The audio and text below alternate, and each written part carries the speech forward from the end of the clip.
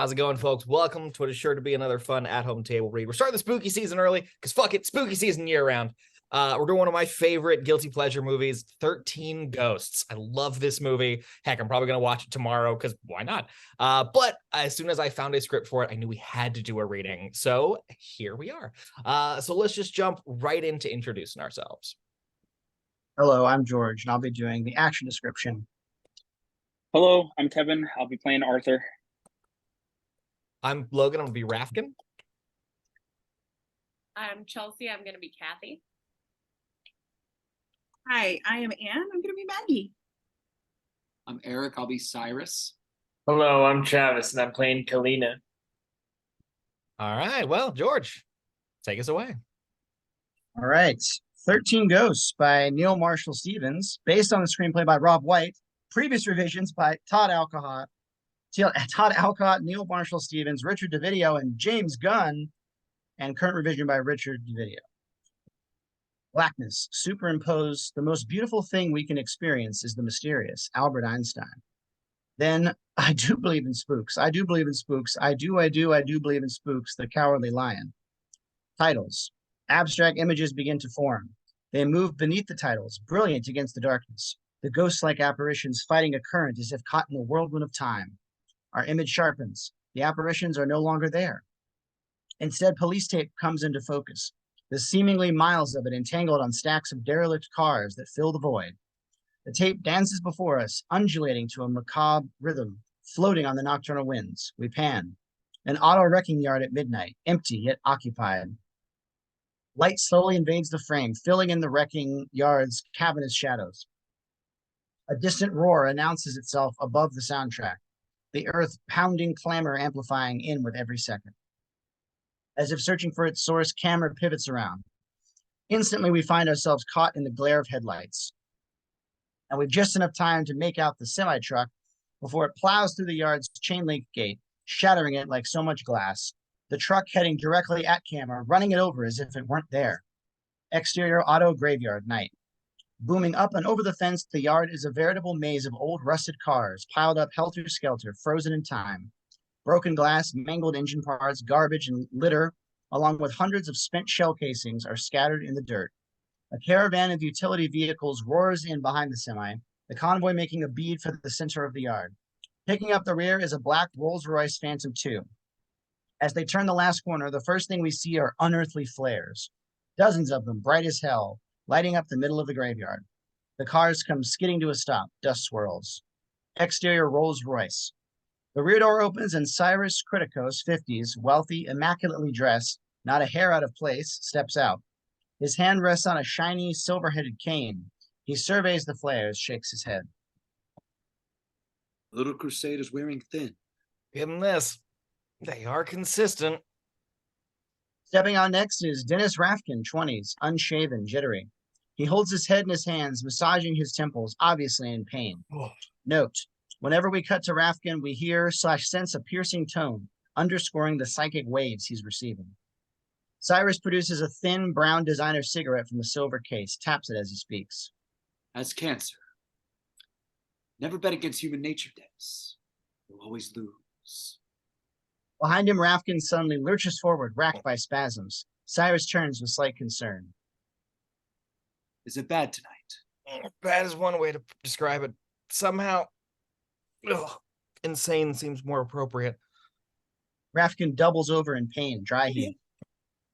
Oh, it's my professional opinion that we need to get the hell out of here now. Two of Cyrus's team dressed in assault gear make their way over. Noted. Clean this place up and locate our guests. Cyrus snaps his fingers. An assistant steps forward with a large photo. When Cyrus turns around, he catches Rafkin gulping down prescription drugs. Cyrus strikes the bottle out of Rafkin's hand with his cane. Pink medicine runs down Rafkin's face as he turns with rage. Come on, Cyrus, I gotta take the edge off. You know the routine. First things first. Now, where is he? Cyrus holds it in the limo headlights, an aerial photo of the graveyard. Rafkin, closing his eyes, reaches out towards the photo with one hand, then touches the earth with the other. A silent moment. Where? Then a huge spark arcs between the psychic and the ground. Rafkin jolts back as if shocked. Sweet Jesus, Cyrus, there's got to be over 40 victims here. I thought you said this guy killed 20 people. 20 when he was alive. He's added a few more since then. Now, where's the breaker, Dennis? Rafkin ignores the photo and points at a spot deep inside the auto graveyard. Cyrus grabs a headset from the assistant. All teams go to Alpha. I repeat. Exterior auto graveyard night. Teams of men pile out of the vehicles. The back of the semi is opened, revealing racks of remote-operated amplifiers. Others unload inch-thick, 8-foot square sheets of glass, rimmed with aluminum pipe and inscribed with ancient text. The glass sheets are assembled to form a large cube. Arrays of flood lamps illuminate the canyons of the wrecking yard in stark white. One side of the cube remains open, allowing entry and ready to come down in theory and close the improvised mousetrap. Rafkin walks up behind Cyrus, still massaging his temples. Where did he get a name like the Breaker anyway? Is he a truck driver? He's simply folklore at work. The local color exercising its demons. Just then a hideous howl echoes through the night, part human, part God knows what. Everyone stops. Rafkin swallows hard, tosses away the empty prescription drugs bottle, then opens an extra-large jar of aspirin, pops a few into his mouth, crunches them like mints. Maybe it's because he broke his victims into as many pieces as possible. Who's to say? Cute. A shrill cacophony of metal and glass erupts from the maze of the graveyard. A large, dense object flies out of the darkness and crashes down in front of them in a cloud of dust. It's a crushed car, Cyrus sighs. They hate being rushed. Cyrus, this one ain't like the others. Do they know what we're up against? These men are well paid. That's all they need to know. This is suicide. Then I'll watch their price. And yours. You don't have that kind of money. You'd be surprised. Now get to work. This takes Rafkin by surprise. He turns, taking a step towards Cyrus. Cyrus backs up, his cane instantly at Rafkin's chest, keeping him distant. Rafkin becomes suspicious. What are you hiding, old man? Careful, Dennis. Curiosity killed the cat. Son of a bitch. They both turn to see 4 team members dragging an attractive man and woman, Damon, Quinteros, and Kalina Orezia, over to Cyrus. Damon's a handsome chap with a righteous fire in his eyes. Kalina, his lover, is equally fiery, late 20s, tough and sexy. She cradles in her arms an ancient book. How can you possibly justify what you're doing, Cyrus? It's out and out slavery. Jesus, here we go again. Damon Quinteros and Kalina Orezia. Every time I hunt, I must scrape you off the bottom of my shoes. These aren't animals you're trapping, they're human beings. Then why don't you guys go join Greenpeace or throw blood on old ladies' fur coats, for Christ's sake? We have business. Bastard. Who are you to play God? Playing's for children. I'm going to be God.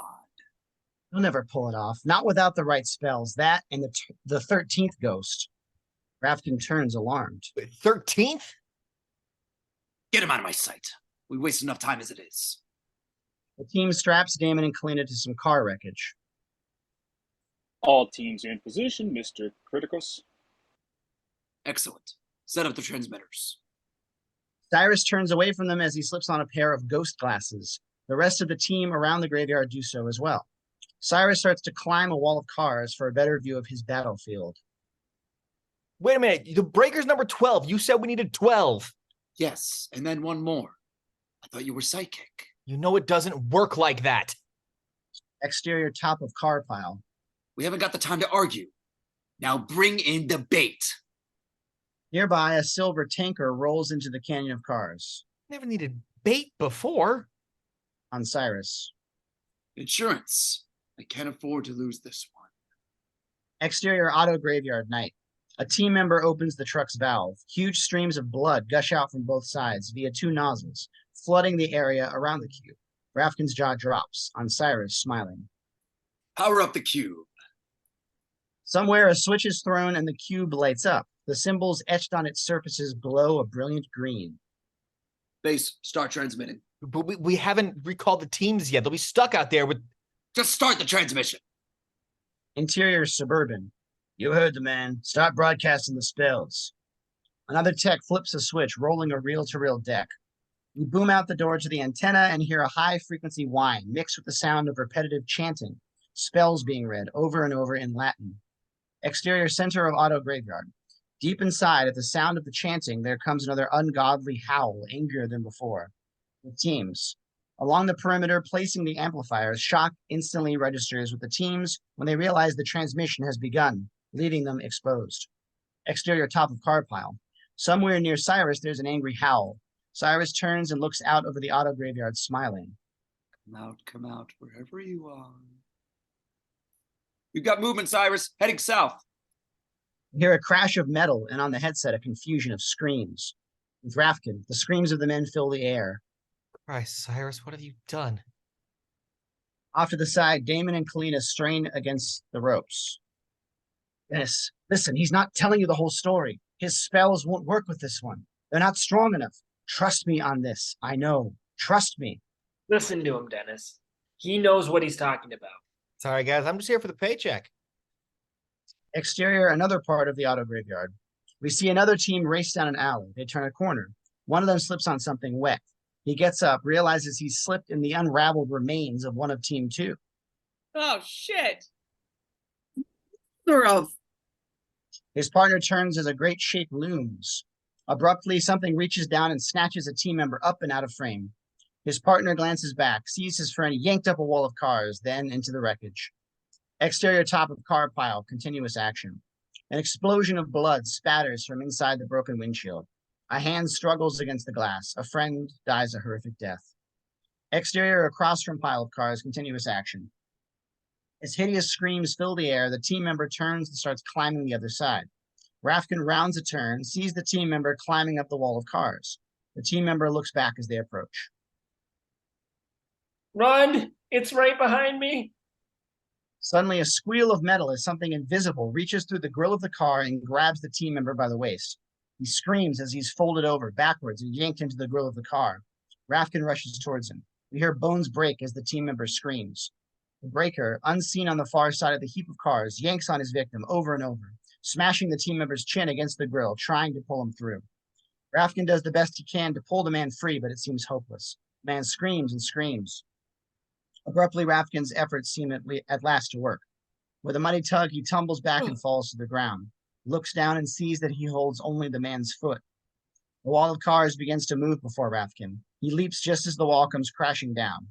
Rafkin scrambles and runs full bore back the way he came. He looks back and speaks into his mic. Cyrus, the spells aren't working. He's tearing this place apart. Calm down. You calm down. The son of a bitch is throwing cars at me. History has no time for cowards, Mr. Rafkin. History is all we're going to be in about 2 seconds. Exterior auto graveyard with Rafkin. Rafkin turns a corner and runs past 2 team members heading in the opposite direction. Hey, goddammit, you're running the wrong way. They don't slow down. Amateurs.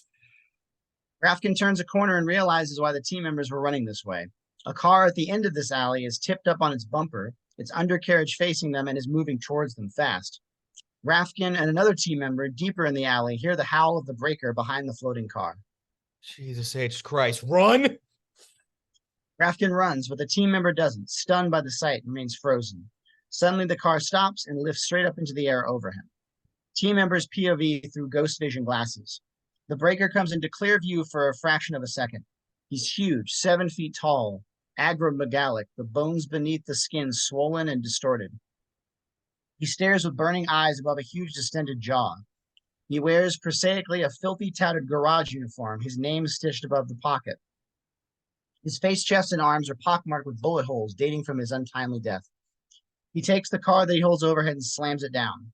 The team member dodges out of the way, but the breaker picks up the car again and slams it down again, squashing him, and then again, and then for good measure, once again. Exterior auto graveyard with Rafkin. Rafkin tears down the alleyway. He turns a corner just as the wall behind him collapses. He's looking down a passage filled with team members, with the cube serving as its plug, a dead end. It seems the breaker has everyone trapped instead of vice versa. Everyone runs towards the cube, splashing through pools of blood. Breaker's POV. The team members and Rafkin scatter before us. Men climb up the walls of wreckage as the invisible breaker plows through, sending men flying high into the air. Rafkin slams hard against the wall, drops to the ground. Exterior glass cube. A team member runs, looks over his shoulder at the pursuing breaker. He doesn't see where he's going and runs straight against a blood-splashed glass wall. He's blundered into the glass cube. In an instant, the breaker's inside with him. His entry trips an unseen switch. The final glass wall slides down, sealing the cube. As it does, the howling and the team members' screams drop to silence. Inside the cube, something awful happens, but we can't see through the smears of blood. Rafkin regains his senses, scrambles towards the cube. No, Christ, no. Inside the cube, the breaker turns, realizes he's been trapped, launches himself at the bloody sheet of glass, presses his face to it, howls. Rafkin recoils as the breaker pounds at the glass. With each ghostly blow, the symbol glows red, but the glass seems to have the power to contain the force. It holds. Well, that pisses you off, does it? You know what pisses me off? A dead guy throwing Buicks at me.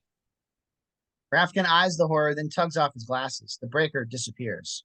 Rafkin collapses in exhaustion. Gotta hand it to you, Cyrus. The bait worked. Got your dozen now. You happy? Cyrus? Help! Somebody, please! Oh God! Exterior auto graveyard, tanker, moments later. Rafkin rounds a pile of cars and sees Kalina on the ground, holding a dying Damon in her arms. His throat has been slit, and Kalina holds her hand over the gash, trying to keep him from dying. But it's no use. He dies. Kalina sobs. Rafkin's in awe, perhaps ashamed. Rafkin turns nervously away, and there he sees Cyrus's assistant lying, dead, bloody, and broken. And beyond him lies Cyrus himself. Cyrus's neck has been pierced by a long metal shard. His eyes stare, cold and dead. Rafkin brings his hands to his head, distraught, almost weepy. Oh, Cyrus. Look at you. Where's my bonus? Suddenly, someone grabs his arm and spins him around. It's Kalina. She's sobbing and shaking Cyrus's glasses in Rafkin's face. Was it worth it? Huh? Playing God? Was it? Off Rafkin's shell-shocked look, we pan over to see the ghost of one of the techs, ripped apart and bloody, studying the scene. Resolve 2, interior large bedroom, morning. A bright sunny day. Through a glass window, we see and hear two children out playing in the yard. A Norman Rockwell picture-perfect setting. A young boy and a teenage girl romp in the grass, then up to the window steps a beautiful woman, fresh from the garden. It's obvious she's the mother of these two. Over the giggling of the kids, she smiles at Arthur Criticos, 50, sitting inside his bedroom in a very comfortable chair, taking in his family with pride. We pan to Arthur as he smiles, content. A sharp knock on the bedroom door breaks the mood and Arthur turns. Our uncut camera continues to pan to the door. As it does, it sweeps across a desk decorated with family photos, one of which is the woman at the window. Camera continues to the door where we notice the wall and door around Kathy, Arthur's 21-year-old daughter, has somehow aged from the pristine room we thought we were in. Kathy sticks her head in. Pretty if she ever had time to fix her hair, clad in a University of Columbia sweatshirt. She stirs a pan of burnt scrambled eggs. Dad, it's almost 8:30. Shake a leg, you'll miss your first class. And could you tell Maggie to get the hell out of the bathroom? She had her 5 minutes 20 minutes ago. The door slams shut again. Our uncut camera continues to pan around the room. As it does, the walls begin to age drastically. Pictures disappearing, books vanishing from their shelves. The room and all its promise simply slips away. By the time we get to the bed, we notice only one side is occupied. The other lies fallow. Our uncut camera returns to Arthur, who sits, unshaven, in a decrepit chair staring out at the brick wall, lying just outside the window, not 10 feet from him. Gone is the world he knew, the beauty of a home, the sounds of a family laughing in the summertime heat. They're replaced by the angry cacophony of the inner city streets, its claustrophobic conditions, its hopeless yoke. Our camera continues past Arthur, returning to the desk.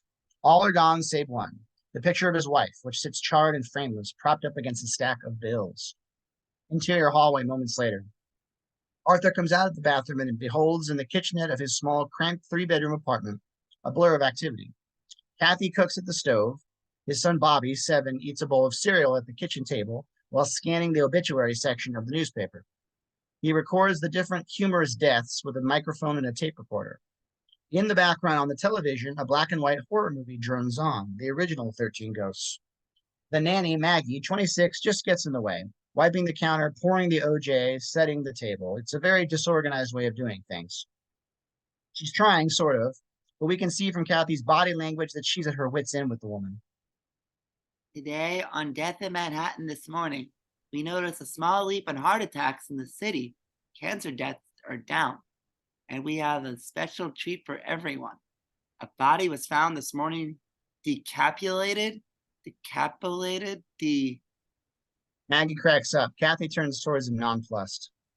Bobby, find a healthier hobby. Bobby shuts off the tape recorder, angry at the interruption. Kathy, I'm broadcasting.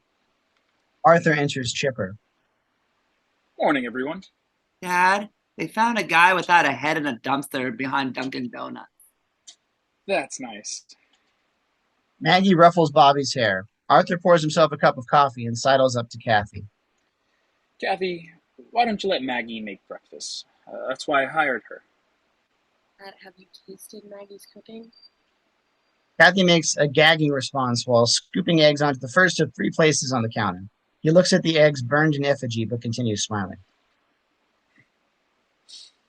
Dad, will you tell Kathy that keeping a record of deaths is healthy because it's in the interest of science? Kathy, it's healthy. She's being a real slut about it. Bobby, don't you call your sister a slut. Thank you, Maggie. A term like bitch would be more appropriate. Slut is a term reserved for those of loose sexual morals. Something, to be perfectly frank, Kathy could use a bit more of. Ha ha.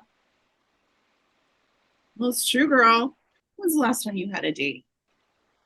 Arthur pretends to not be disturbed by the conversation around him, smiling and nodding. Why are you smiling? I'm pretending you're all perfectly normal. It's working pretty well, too. Arthur turns towards the table and holding a plate of food and his coffee. Hey, Edgar Allan Poe, you finished your homework? Mr. Peterson tells me you aren't... Trips on Bobby's scooter. The hot coffee spills all over him. He falls back into the counter, knocking the pan of eggs to the floor.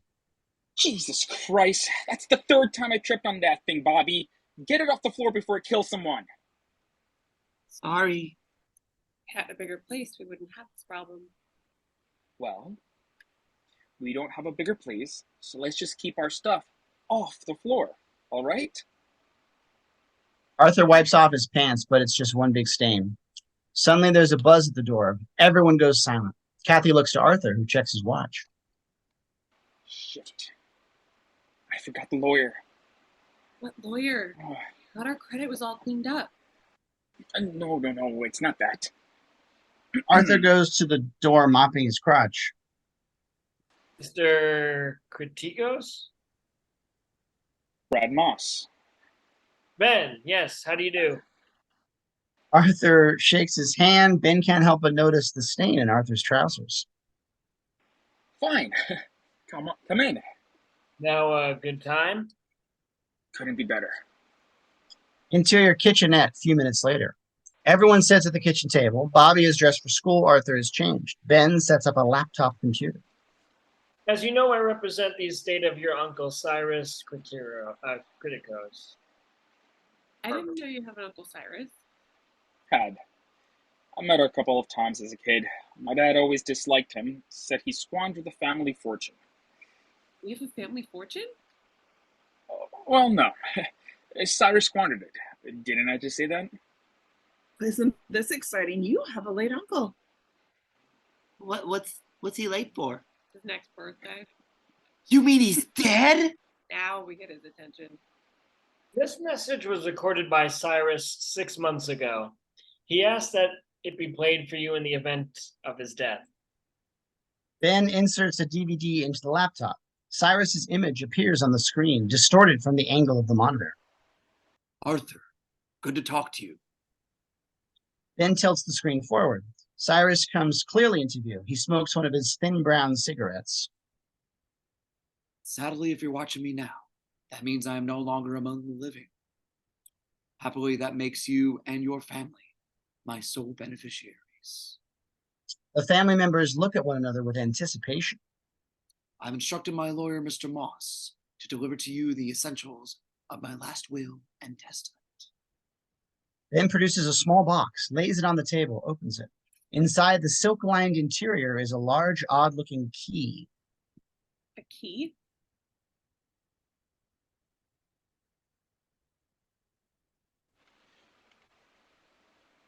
A key to what? A key to your new house. A series of windows on the computer screen open to reveal a series of photos of an astonishing modernist masterpiece. You see the interiors, living room, bedrooms, kitchen, bathrooms. Everyone at the table gasps. Bathrooms. Everybody gets their own bathroom. This house is the fruit of my life's work. It's a one-of-a-kind home. I've led an interesting life, seen many amazing things. The only regret I have is that I never really got to know my nephew, Arthur. This house is my attempt to make up for that. Enjoy. Perhaps we will meet again in another life. Cyrus smiles. The screen goes blank. Arthur can't believe his eyes, nor his good fortune. Wow. When can we see it? This house is yours whenever you like. Can we go tonight? I'm planning on heading out there after work. The directions are a little fuzzy. If you want, your wife and kids could follow me out to town. I'm not his wife. Kathy rolls her eyes. My wife, she, Our mom got burned to death in a fire. What? It's true. Robert, that's enough. So where is this place? A couple hours away.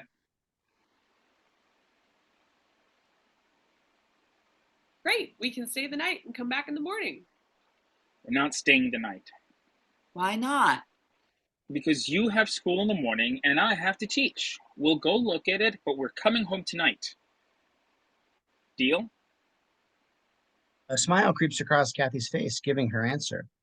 Cut to exterior Damon's religious artifact store day. Pan around the cluttered, closed office at newspaper clippings hanging on the wall. Black and white photos of newly dug up graves. Autopsy pictures of about a dozen deceased individuals. Articles underneath each picture describing their deaths. It's a gruesome, graphic reportage of things we'd rather not think about. The first is a suicide victim, found with her wrist slashed in her bathtub. Another is an archery accident involving a little boy.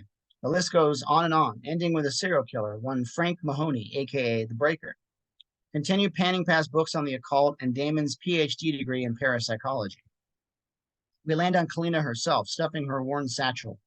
A lamp illuminates an ancient book in front of her with handwritten notes and drawings inside. She closes the book and stuffs it in her satchel. Pulling tight on a short newspaper article featuring a photo of Cyrus, noted adventurer, dies at 57. In the article, underlined in red pen, are the words, survived by one Arthur Criticos. Cut to exterior Ben's Mercedes night. Ben drives. He checks his rearview mirror for Arthur and family to see if they're keeping up. Interior Arthur's car following. Arthur drives with Kathy beside him. Bobby and Maggie are in the back seat playing hangman. His microphone's lying on the seat beside him. But you're taking too long. S-U-F. Suffocate. I got it. I win. Come on, you guys. We're almost there. Arthur can tell his daughter's anxious. Excited?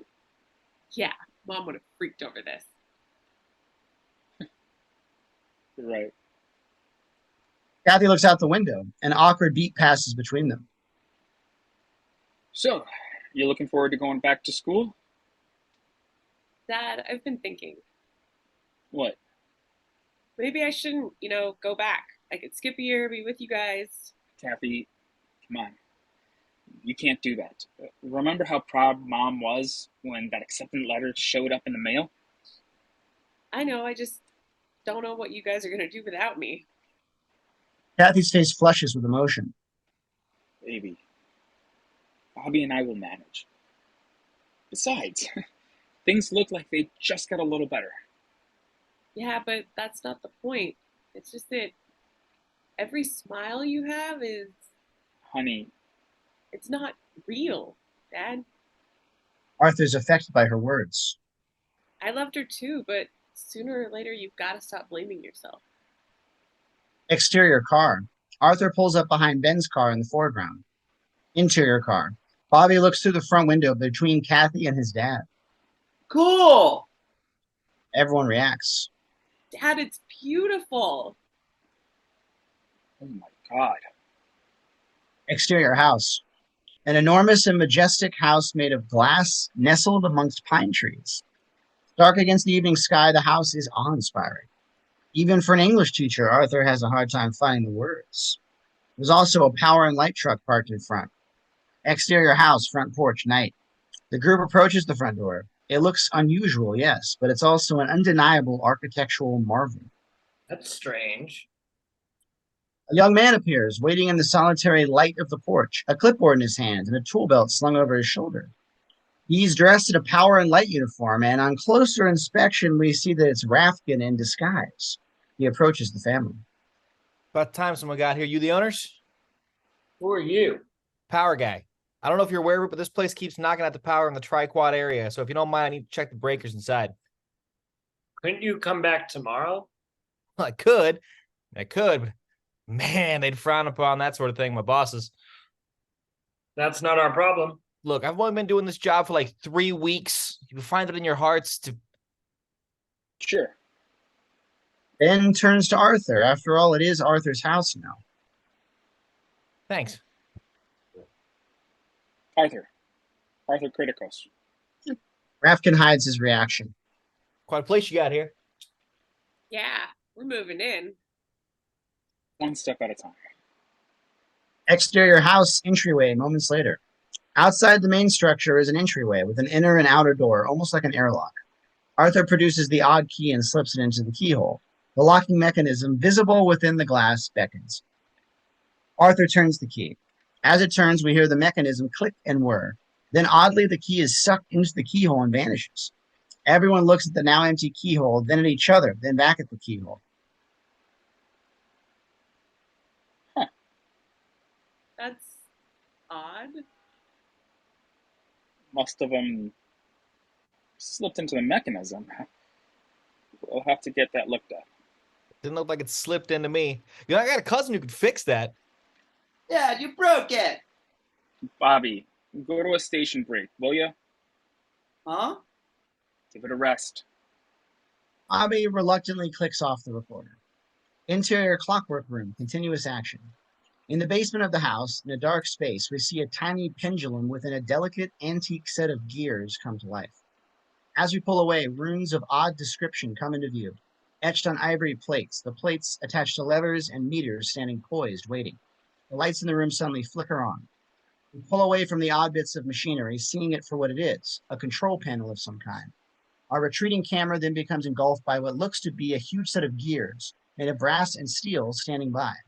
We pull out the other side of the gears, viewing the machinery's massive size. The gears works nearly 15 feet high, dominating a room filled with pulleys and steel cable. Exterior house, continuous action. Lights flicker on from within the house, allowing us to see inside. The most striking thing about it is that the house is entirely transparent. Even the interior walls are made of glass, putting the furniture, fixtures, and all the expensive-looking antique decorations on stark display. Everyone stares at the alarming edifice, fascinated. Wow. Weird. Apparently, Cyrus wasn't too keen on privacy. I sure hope the bathroom's in the basement. Arthur pushes the door open and they enter interior main floor, continuous action. The group comes into the entryway. Like an airlock, the outer door closes before the inner one will open. I did mention I don't do windows, didn't I? The walls of the entryway are lined with rare ancient documents and exquisite cases, archaeological treasures, recognizably priceless antiques. The group looks around amazed. With fascination, Arthur studies the text on the walls.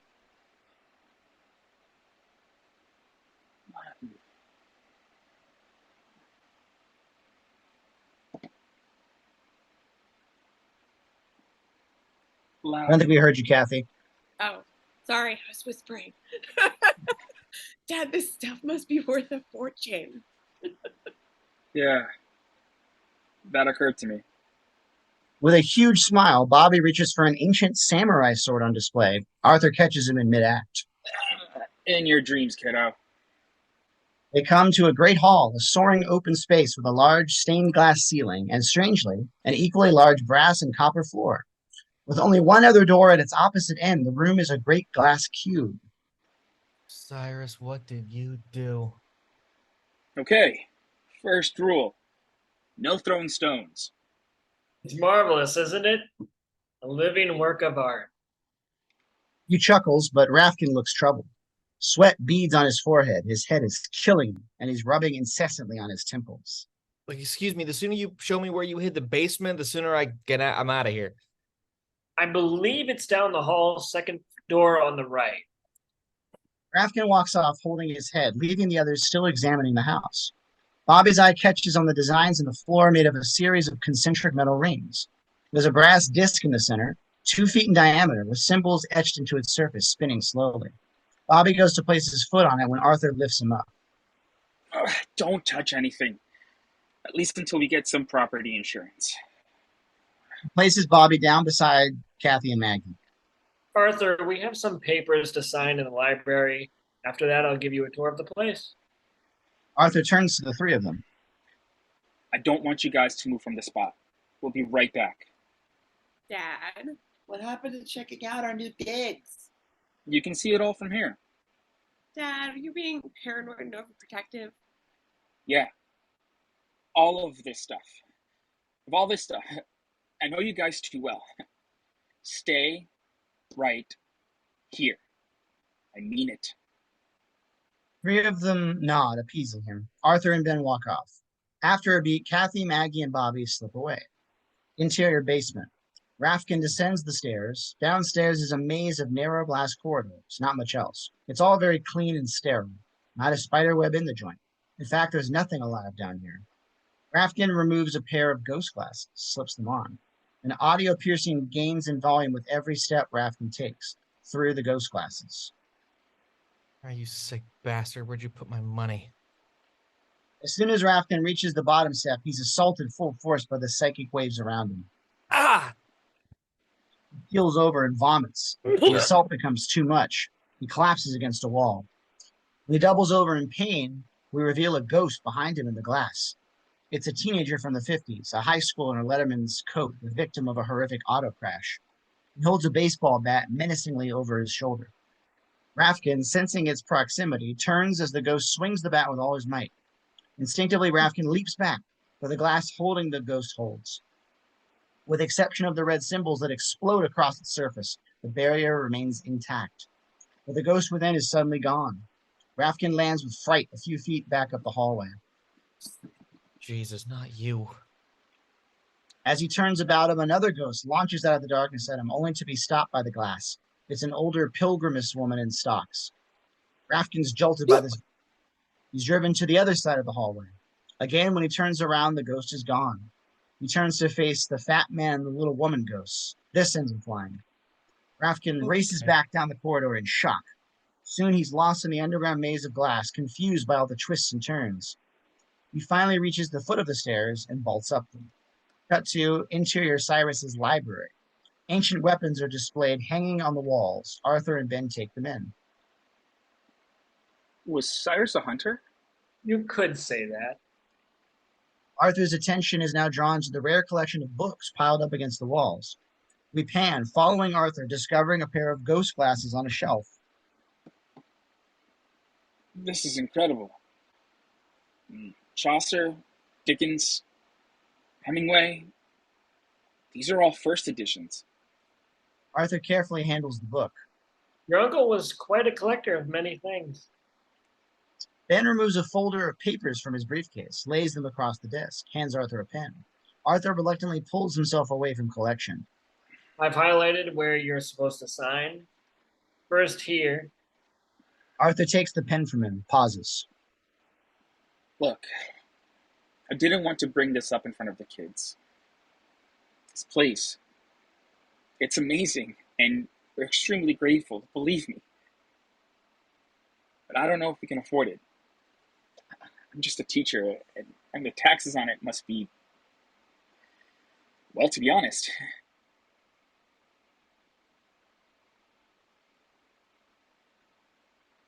A fire took everything from me, everything we had. Not to worry, Arthur. Your uncle was a genius with finances. He took care of everything. Estate, taxes, inheritance taxes. You name it. You'll never have to worry about money ever again. Arthur takes this in. Scans the documents, finds the highlighted area, and is just about to sign when Arthur! Arthur looks up and sees Rafkin standing in the doorway looking horrible, out of breath, trying like hell to shed the vomit-stained power and light jumpsuit he's been wearing. We gotta talk. Arthur looks with panic at Ben. What the hell's wrong with the breakers? My name's Dennis Rafkin, and I... Shit. You're Dennis Rafkin. My office warned me about this guy. You gotta listen to me. This is gonna be hard to swallow, but I used to hunt displaced spiritual energy with your uncle. What? PK agents, remnants, etalons, umbras, wraiths, any of this ringing a bell? Arthur looks back and forth from the lawyer to the vomit-stained psychic, thoroughly confused. Rafkin takes a beat. All right, let's do this the easy way. Ghosts, Arthur. I used to hunt ghosts with your Uncle Cyrus. And Ghosts? Ben starts laughing, more loudly than is appropriate. disgruntled souls trapped on Earth because of unfinished business. Yes, look, listen. You gotta get your kids and get the hell out of here now. This one is for the books. I never met a real-life lunatic before. Hey, asshole, I'm not talking to you. You can stay here as long as you want. Look, I know it sounds crazy, but this is serious. The basement is filled with containment cubes. If I were you... Arthur, this guy's been calling my office since your uncle died. I see it all the time. Some rich guy passes away, and then all the nuts come out. Next thing you know, he'll be claiming Cyrus owned his money. Oh, you're damn right he did. He owed me a shitload of money. Look, it's bad enough I had to talk to your secretary into telling me where you'd be so I could get paid. Oh, and by the way, she genuinely thinks you're a real bucket of shit. But I don't give a damn about that. All I care about is getting my ass out of here. I suggest you do the same. Look, I don't know what's going on, but... Rafkin's headache starts in again, hard. Shit, look, either one of you got any aspirin, ibuprofen, acetaminophen, Midol, anything? What's the matter? You all right? Finds a bottle of pain relievers in his pocket, tries to get it open, but his fingers are trembling in pain. Goddamn child-proof caps. Rafkin fumbles with the bottle. Arthur reaches out to give him a hand. When he makes contact, Rafkin receives a series of flashes. Flashback. Arthur's previous dream. Jeans in front of the sliding glass doors with the kids outside playing. The images begin to blur and pound forward with amazing speed, then end a flashback, back to library. Oh. Hey, buddy. You okay? Rafkin looks around, registering where he is, on the floor. Yeah. Shit, my head. Arthur reaches out to help him out. Rafkin recoils. Don't touch me. Rafkin sits up and looks around. Can't see Ben. Where'd Ally McBeal go? Cut to interior basement, continuous action. Ben's heading downstairs the same way Rafkin just came. When he gets to the bottom of the stairs, he takes out a pen light and flicks it on. Starts to head down the center corridor. Now we're thinking to ourselves, what the hell's this guy doing and where the hell's he going? To make matters worse, he removes a pair of those ghost glasses from his pocket, slips them on. Now we're even more curious. Power guy. What an idiot. Through ghost glasses, he passes by the first room. Inside is the 1950s Richie Cunningham lookalike. He shoulders his bat, watching Moss's every move through dead eyes. Hey, Babe Ruth, stop staring. As Ben passes, the ghost suddenly appears. He moves on. Inside, the next is a boy, 7-ish, holding a tomahawk, dressed in a cowboy outfit with a hunting arrow through his head. Next time, learn to duck. He turns a corner, following the path known only to him. It leads the lawyer to a dead end. Ben feels along the edge of the panel. The glass door snaps open, lightning fast. Ben grins, then carefully steps in. Interior clockwork room, continuous action. Ben makes his way around the huge gearworks and approaches the control panel. Smiling, the lawyer spots a black briefcase sitting on a scale next to the mechanism. I gotta hand it to you, Cyrus Criticos. You're a man of your word. Ben picks up the briefcase. As he does, it sets off a trigger beneath it. The house begins to make noises. Behind him, gears grinding, whirring, clicking, clunking. Something has been turned on. Ben hardly notices. He's intent on the briefcase. He opens it. It's filled with bundles of cash. Ben smiles, still nervous. He closes the briefcase and leaves the room with it. Exterior house. From outside the house, we witness the unbelievable. Rooms shift, walls migrate. The whole of the house reconfigures its architecture to accommodate some hidden agenda within. Interior study, same time. Rafkin and Arthur also witness a change. From their perspective, they can see from the inside what the outside is doing. It's obvious by their shared looks that maybe it's time to take their argument outside. Look, I don't know what's going on here, but if you don't care about that family of yours, or if you care about the family of yours, get them out of this house. Arthur doesn't. I'll take your word for it. They quickly rush out of the study and over to the entryway, but the kids and Maggie are not there. Kathy? Maggie? Bobby? Interior corridor, continuous action. No one answers Arthur's cries. I told them not to leave the spot. You're kids, what do you expect? All right, fine. You check downstairs, I'll check up. Arthur takes off around the corner. Rafkin stares at the basement door. There is no way in hell I'm going back down there. Time for this psychic to leave. He takes a few steps towards the front door as Arthur's voice echoes through the house looking for his kids. Shit. Rafkin watches as a set of glass panels close across the front door, sealing them in. Interior staircase with Arthur. He reaches the top of the stairs leading up to the second level where he hits glass. Stairs have been sealed off from the shift in the house. Bobby? Kathy? Arthur bangs like a madman on the glass. Bobby! Kathy! Finally, the house relents. The glass barrier slides open. Arthur bolts down the hallway. Interior basement with Ben, same time. Ben heads back the way he came, wearing the glasses. He walks past the rooms again. As he approaches one, a naked female suicide victim with dead eyes, her wrists slashed, her bloodstained hands wielding a knife, comes up to the glass. Ben stops to check her out. What's the matter? Wife got you down. The suicide stares at him now with hatred. Her entire eyes are ink black, her face sallow, sucked in, her runny mascara stains cascading down her bloodless cheeks. She launches herself against the glass, clawing and scratching to get to him. Ben shudders, thinking he might have crossed the line, and begins to back away.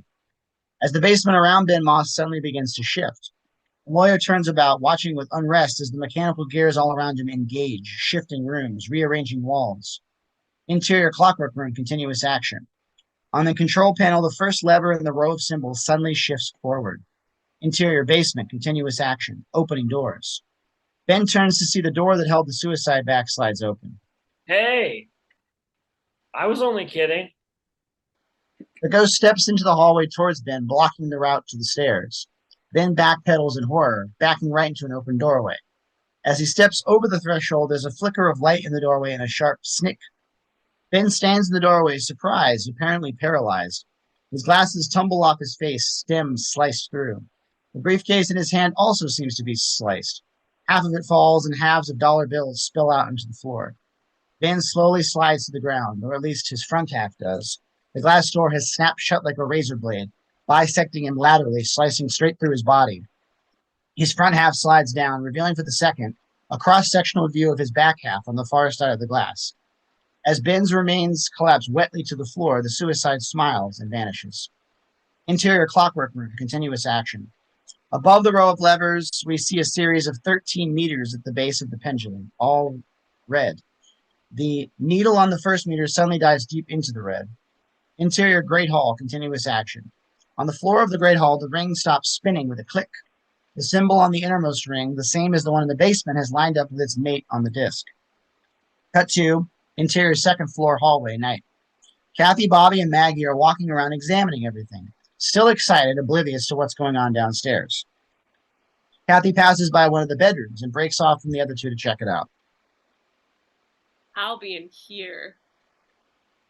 Bobby and Maggie continue on. Bobby turns on his microphone. You're now upstairs, and there's more glass. Bobby clicks off the microphone, then removes his scooter from his bag. It's the end of the hall. I really don't think you should be writing that in And suddenly Maggie breaks out into a sprint. Bobby quickly jumps on his scooter, but he's too far behind to catch up. Hey, you cheated. They reach the end of the hall. That wasn't fair. I didn't say start. Gotta be on your toes, kid. Maggie walks into one of the rooms. Bobby follows her. Interior Bobby's bedroom. The room is filled with all types of cool, macabre boy stuff. A 7-year-old's dream if you were a demented 7-year-old. This is definitely my room. Maggie plops down on a bed made up with skull and crossbones sheets. She finds a pair of ghost glasses lying on the bedside table, puts them on.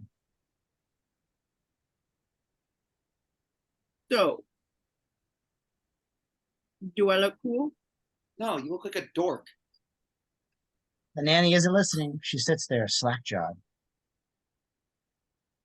God, this is incredible. Maggie's POV through ghost glasses. The etched glass symbols on the wall have been added to with flowing red glowing symbols. Not only do they weave in and about the walls, but they create a path on the floor that leads right out the door, back to seeing. What? Let me see. 1 second. Come on. Bobby grabs at them. Maggie takes them off. Right here. Bobby puts them on and reacts. Cool. Bobby grabs his scooter and Mike and takes off down the hall. Maggie gives chase, but it's obvious she's not going to catch him. He zooms in and out of the bedrooms, up and down the halls, following the glowing red path. He takes a couple of turns when he realizes he may have gone too far. The boy has become lost in all the glass. Bobby is alone. Maggie? Bobby starts scooting again, only this time with a bit more urgency. He passes an open door, which opens into a set of stairs heading down. He stops, backs up, then glances down. At the bottom of the nearest landing, he catches the glimpse of a figure standing. The female figure is in silhouette, and her head is tilted oddly to one side, though from this distance we can't see why. Kathy? The figure oddly shuffles off. Come on, Kat, stop playing games. With his scooter under his arm, Bobby heads downstairs into the darkness of the house. Little Dad. Cut to interior corridor. Maggie looking tired of searching for Bobby. Suddenly, something off screen catches her eye.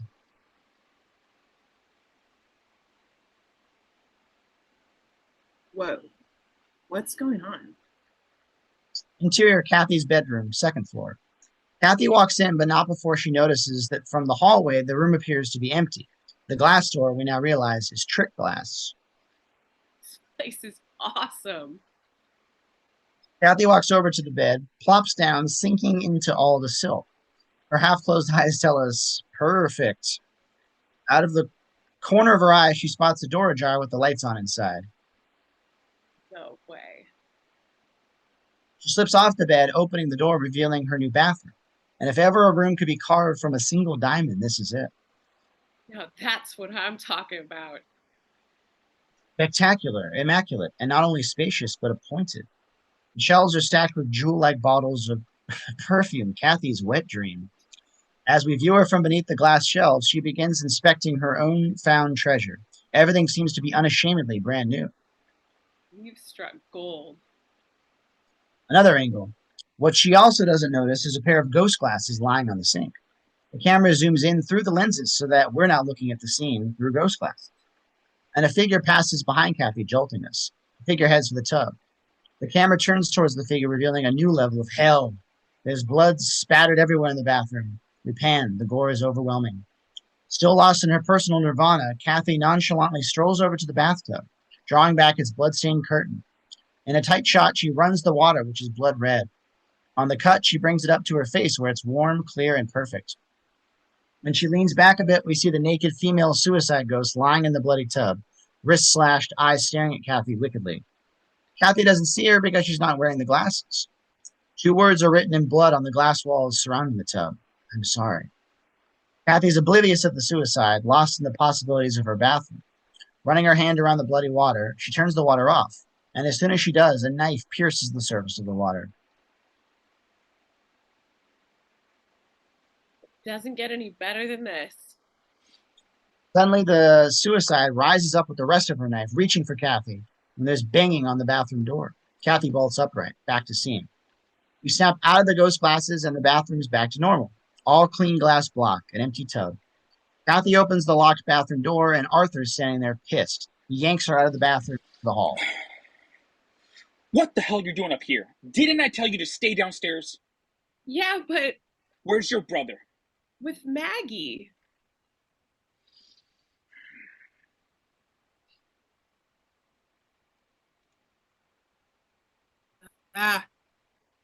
He was with me. They turn to see Maggie walking up to them. But he scooted off. He's around here somewhere. You're supposed to watch him. That's what I pay you for. Bobby! Interior staircase. Arthur's heading downstairs with Kathy and Maggie. I'll find him, but I want you both out of here. But No buts. I want you guys to wait in the car. I'll be out as soon as I find Bobby. why are you freaking out? Kathy, just this once. Don't argue. Interior, main level. They reach the bottom of the stairs and head over to the front door. But there's now a glass barrier in front of it, barring anyone from exit. Well, what happened to the door? Arthur picks up a chair and hurls it at the glass. It bounces off without a dent. He picks it up and starts banging away. Nothing. Over the top of the noise, a voice bellows out. What a night I'm having. It's sealed shut. They all turn to see Rafkin sitting on the couch. What do you mean it's sealed shut? I mean, it's sealed shut. What part of that code are you having trouble cracking? There must be another way out. I've looked. Well, we're gonna look again, right after we find my son. Now get up. Thanks, but I'll wait here. Look, I don't know what the hell's going on, and I don't know who the hell you are, but my son's missing. So until those questions are answered, you're not leaving my sight. Now get up. Rafkin is startled by Arthur's tone. He reluctantly gets up to help. Oh. Now you listen to me. Before it was the lawyer. Speaking of lawyers, he split? Chi. Cut to interior clockwork room. The gears kick in once again and the house comes to life. It's a quick shift, but we notice that the gears are moving at an accelerated rate. Cut to interior basement. 2 more doors open within the basement. Cut to interior clockwork room. At the base of the clockworks, 2 more needles from the 13 meters go out. 3 ghosts are now loose. Cut to interior basement with Bobby. Bobby is zipping down the hallway on his scooter. He takes the corners at high speed, following the spell markings on the floor. Kathy, come on. As he rounds the next turn too fast, his scooter shoots out from under him. His glasses sail off his head. Ah! And he lands on his ass. Bobby grabs his glasses again, and when he slips them on through ghost glasses, he sees a decapitated head lying on the floor right between his legs, wrapped in plastic. The head's eyes snap open and it begins to mouth words. Bobby screams. Then he hears a dragging sound behind him, like dead skin slapping on glass. Bobby turns and sees a headless, legless human torso wrapped in sheets of filthy plastic, crab walking towards him. Good. Bobby jumps to his feet, turning. He runs down the hall, looks back, sees nothing. Then when he turns back, straight into the bound woman. Pinned against the glass, the bound woman lets out a muffled cry. Strangled by a businessman's tie, which is still cinched tight around her neck, her tongue sticks out like a thick blue thumb. Her hair, skin, and prom dress are clotted with dirt and worms, the marks of a shallow grave. Her hands and feet are bound by rope, but that's not the worst. Her head sits askew on her shoulders, neck obviously broken, a chunk of bone jutting out just beneath the skin. Panicked, she goes into violent convulsions. It's too much for Bobby. He turns and bolts, racing blindly through the basement's glass hallways. When finally he feels safe, he slows enough to look over his shoulder, and that's when he slams into a wall of glass. The collision knocks his glasses from his head, his mic from his shoulder. He reaches for his glasses when the tiny sound of a squeaking wheel issues from his mic down the hall. Bobby looks at the mic, then fearfully back at the glasses in his hand. Ushering all his courage, Bobby dons the glasses, and with his heart beating like a hummingbird's, He turns around and sees another woman there walking down the corridor towards him. Dressed in only a hospital gown, she wheels a portable IV stand along the floor. Yards of thin plastic IV tubes tether her to the stand. Her arms, thin, withered from long illness, bear nasty scars from unnumbered operations. Her head is almost completely covered in stained bandages, but a beauty mark decorates that portion of her face we can see. She gropes blindly down the passage straight towards Bobby. He backs up, trips over his feet, almost falls. The IV woman stops. So does Bobby. Bobby waits, frozen. He tries to call for help, but can only manage a gasp.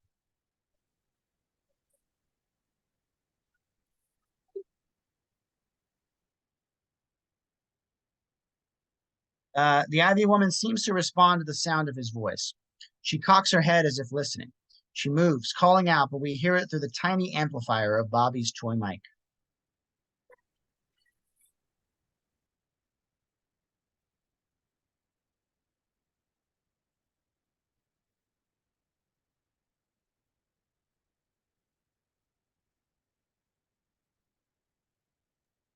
Oh, I said it. Bobby? And now he recognizes her voice. It's his mother, Jean. That's it. Bobby turns and runs like hell. Around the corner and right into Cyrus, or Cyrus's ghost. Pale white with eyes rolled back and a big spike sticking out of his neck. Standing behind a pane of glass. Bobby actually hit glass and he catches a glimpse of the dead Cyrus just before he's knocked out from the impact. As his glasses and microphone fall to the floor, we cut to interior main floor corridor. Arthur, Kathy, Maggie, and Rafkin are searching the house looking for Bobby. Bobby? Coming out, pal. Bobby, stop screwing around. Hey, Glass Family Robinson, you're wasting your breath. This stuff? This is Ectobar glass. Cyrus invented it. Look, it's shatterproof and soundproof. You might have a hard time hearing you. Maggie touches the etchings on the glass. What are these? Look, they're containment spells. Ectoplasmic entities can't cross, and the supernatural has laws to obey, just like we do. In the case of ghosts, it's spells. Look, written, spoken, it doesn't matter. They have to obey what the spells tell them.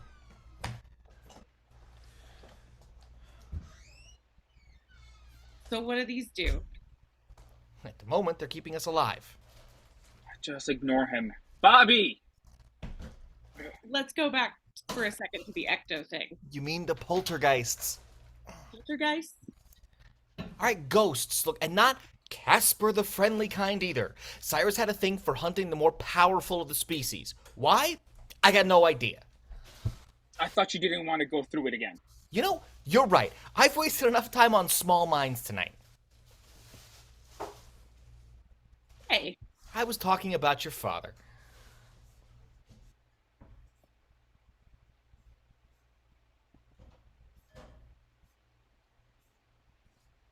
Excuse me, did you say hunted? Yep, and his trophies are all locked up in the basement. This basement? What's with you people? Are you slow? Of course, this basement. If it was next door, I wouldn't give a shit. Here, I'll prove it. Rafkin pulls out his glasses. You can see them with these. They're spectral viewers. I gave Bobby a pair of those. This gets Arthur's attention. Maggie walks over and takes them out of Rafkin's hand, slips them on.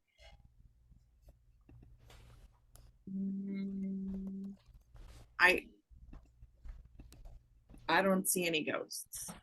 That's because they're all downstairs. Just more of that crazy Latin shit all over the floor. Rafkin takes the glasses back, looks down, impressed. Huh?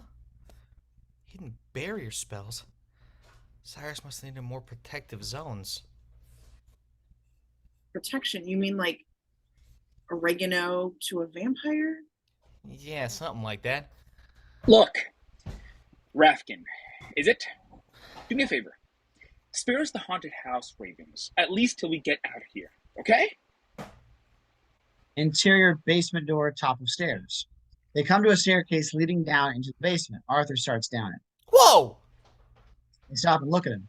What did I just say? Did I say there's a petting zoo in the basement? No, Arthur. I succinctly said there are ghosts in the basement. You also said they were locked up. No way. Rafkin won't budge. Arthur knows it. Listen, I'll make you a deal. I'll pay you whatever Cyrus owed you. Just help me find my son. Arthur extends his hand. Deal? Arthur extends his hand, and for the first time, Dennis Rafkin isn't afraid of the gesture. Not that he takes it, of course. Deal. Rafkin pulls out a bottle of prescription drugs, swigs it down, swigs it all down, then joins them down the staircase. Interior basement. The group comes to the bottom of the stairs, then moves into the glass-lined passage. Rafkin's head is beginning to throb again. Arthur taking note. You going to be okay? Yeah. Just keep an eye on me, okay? Four search the empty basement hallways, finding nothing but more glass and shadows. They come to an intersection in the huge labyrinth. Rafkin checks one of the containment cubes, finding its door is still locked. The place is too big.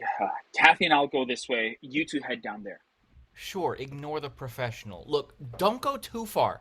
A straight line, then turn around. I'll meet back in 5, all right? Arthur nods, takes Kathy by the arm, and they head off in one direction, leaving Maggie and Rafkin to go the other way. Cut to interior clockwork. On the hour, the huge gears turn again, faster than before. We move past them, in on the control panel. 3 levers shift, and the sign of the jackal, along with others, slides forward, clicking into place. Cut to exterior rear of house, continuous action. From the back of the house, we see the architecture shifting as if under orders, the huge edifice groaning with Herculean effort. Cut to interior basement, glass corridors, various shots. Behind Kathy and Arthur and elsewhere, near Rafkin and Kalina, 3 more doors slide open unnoticed. Cut to interior basement glass corridor with Rafkin and Maggie, which is exactly what Rafkin didn't want to hear, especially in the basement. Maggie doesn't look too worried about things, taking things rather nonchalantly while Rafkin appears the frightened rabbit. Look, you don't believe me, do you? See for yourself. Rafkin puts the ghost glasses on Maggie and pulls her in front of the first glass cube.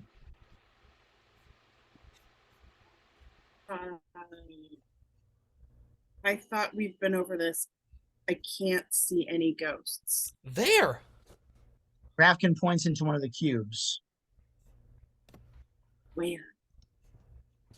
Maggie looks around intently but comes back confused. Rafkin looks at her, wondering. He pulls the glasses off her face and puts them on his own. He's shocked. The first 2 cubes are empty. Oh, no. Rafkin paces in front of the cubes. He peers worriedly into the next cube. At first, he sees nothing when suddenly a hammer slams against the glass. Rafkin whoops and jumps backward. He grabs his heart. Never fails. They always wait for you to put your face right up near the glass. Maggie eyes him warily. Rafkin takes off the glasses and puts them on Maggie. She looks into the cube and screams.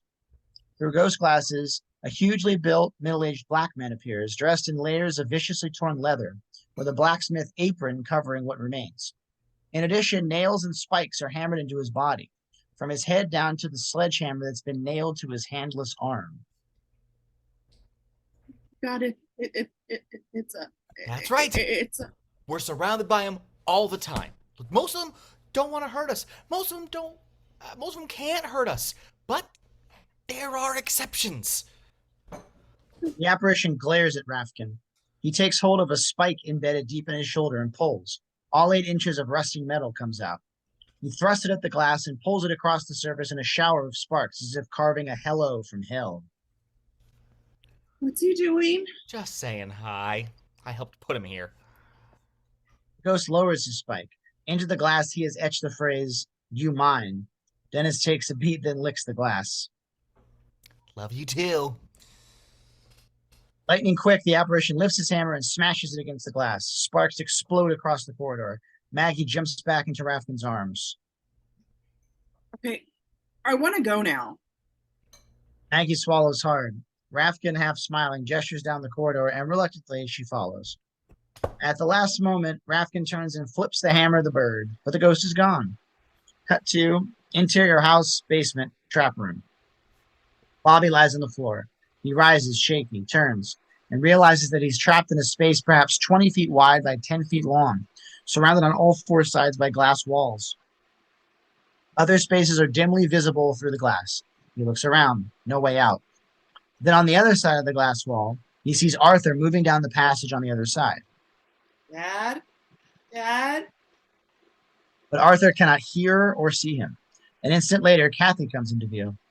Kathy! Kathy! Dad! He bangs on the glass, but his fists hardly make a sound. Interior basement corridor with Arthur and Kathy. Arthur hurries forward, Kathy behind him. Dad, slow down. Bobby! Arthur charges forward, searching. Kathy stays close. We're gonna get lost. And on that note, Arthur turns the corner and finds Bobby's microphone and glasses lying in the middle of the corridor floor. He stops in his tracks. Kathy notices them too. Both of them fear the worst. They slowly walk over to the items. Arthur picks up Bobby's microphone while Kathy grabs his glasses. Arthur presses play on the recorder. Bobby's last words bellow out. Dad! Dad! Arthur quickly clicks the recorder off. He tries to keep it together, but we can see the pain on his face. Kathy breaks down. Interior trap room, same time. On Bobby's side of the wall, Bobby pounds on the glass as he sees Arthur comfort Kathy with a hug. Dad! Kath, here! I'm in here! The wall behind him begins to move, pushing in. He gasps and scrambles back as it comes forward. The space in which he's trapped is getting narrower. And to make matters worse, Arthur and Kathy vanish from his sight behind the trick glass. Bobby's about to lose it. Interior corridor with Arthur and Kathy. Arthur's comforting his daughter. Don't worry. We'll find him. Kathy pulls it together. Interior other side of basement with Rafkin and Maggie. Rafkin and Maggie pass another empty cube. The symbol on the open door gets Rafkin's attention. Oh, shit.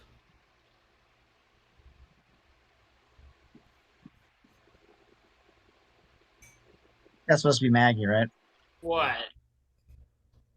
The jackal's loose. We gotta get the hell out of here. Turns back the way they came. Maggie follows.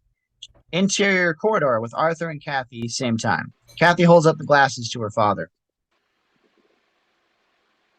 Dad, Bobby was wearing these. Maybe Rafkin was right. Maybe there really are. Kathy, think about what you're seeing. Kathy raises the glasses to her face, There's no such thing as... revealing a face from hell before her, the jackal. Through ghost glasses, with unnaturally long limbs and fingers with long, jagged nails, its sloping head and bulging eyes contained in the cage it wears on its head. The jackal stands before Kathy in a shredded straitjacket, half torn off, half burned away. He supplies a madman's grin, saliva dripping, bearing unnaturally large, crooked teeth. And then suddenly, when a heartbeat can seem like an eternity, he leaps at Kathy as if shot out of a shotgun. Back to see him. Kathy screams as she's literally propelled down the hall. Arthur's POV.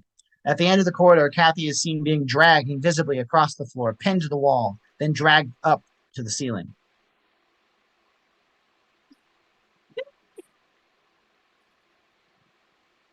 Her clothes are shredded from her body. Back to scene, Arthur running. Kathy! Arthur, without glasses, can't see the jackal, but he can see the impossible spectacle of an invisible something savagely tearing his daughter apart. Kathy, what is it? I can't see a thing. Arthur grabs Kathy, tries to drag her away, but the jackal won't let go. Kathy is hoisted in the air between the two, a tug-of-war that's killing her. Arthur won't let go of her hands, and the invisible jackal won't let go of her feet. Bloody scratches rip open along her legs as her clothes are ripped to shreds. Where is it? Kathy, tell me where it is. Arthur grabs all the material he can and pulls. It tears. Kathy rebounds, almost falling. The jackal leaps on her like a hellish animal, scratching her with both fingers and toes. She screams over and over. Arthur sees bloody scratches appear on Kathy's skin, deep, red, sharp. Jesus Christ, get off! Get off! Hysterical, Arthur finally pulls Kathy up and drags her down the passage. The jackal leaps again, yanking her from Arthur's grasp. Arthur barely catches hold of Kathy's arm and pulls, but the jackal's too strong, and he's losing her. Suddenly, the corridor lights up behind him, and a phosphorus flare is tossed to the floor beside him. The jackal shrieks with unearthly horror. A second set of hands grabs hold of Kathy and pulls alongside Arthur. Arthur turns and comes face to face with Kalina. Knapsack slung over her shoulder, glasses on her face. He does a double take, then... Who the hell are you? Pull! Together, the two pull Kathy down the hall away from the jackal. The jackal regains his wits and attacks. It's a race now. Run, goddammit. Arthur and Kalina drag Kathy down the hall, trying to outrun the jackal. Kathy's POV, upside down, going backwards. The thing gives chase, closing the gap in the blink of an eye. Back to scene.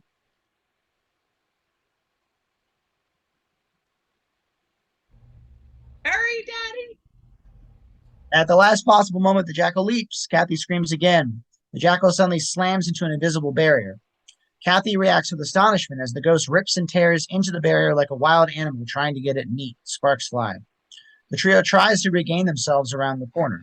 Kathy's in Arthur's arms, cut, bruised, crying. He looks up with fire in his eyes at Kalina.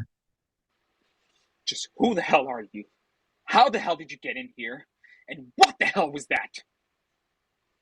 Cut to interior basement glass corridor with Rafkin and Maggie. The duo weave their way through the basement's maze of glass, trying to locate Arthur and Kathy. Rafkin pulls Maggie along, trying to find the way out, but it's no use. The hallways all look the same. Pulling her around a corner, they find themselves trapped. A glass barrier cuts them off from the rest of the corridor. Shit. Gotta go back. Rafkin grabs Maggie, turns, suddenly stops. He looks down the hall. Maggie isn't sure why. Rafkin starts backing up. What? What? Don't talk. Don't move. Why? Somehow we got behind enemy lines. He hands her the glasses. Maggie can see a tiny boy carrying a hatchet moving towards them in the dark. She turns back towards Rafkin for affirmation. When she looks back, It's gone. Rafkin takes the glasses back, looks. No, it's not. It's hiding. Off Maggie's terrified reaction, we cut to interior basement glass corridor with Arthur, Kathy, and Kalina. Kalina is helping Arthur tear up strips of cloth to bind Kathy's wounds. Kalina or Teza, I'm in the spirit reclamation business. Spiritual... What? I free trapped souls. Your uncle... Forget my uncle. And trapped souls for a second. What in the world are you doing here? Looks like I'm saving your ass. Dad, it's still there. Kathy passes the glasses to her father. He holds them for an instant, then puts them on. The jackal's some 3 feet away, scratching insanely at the glowing red spells that block his way.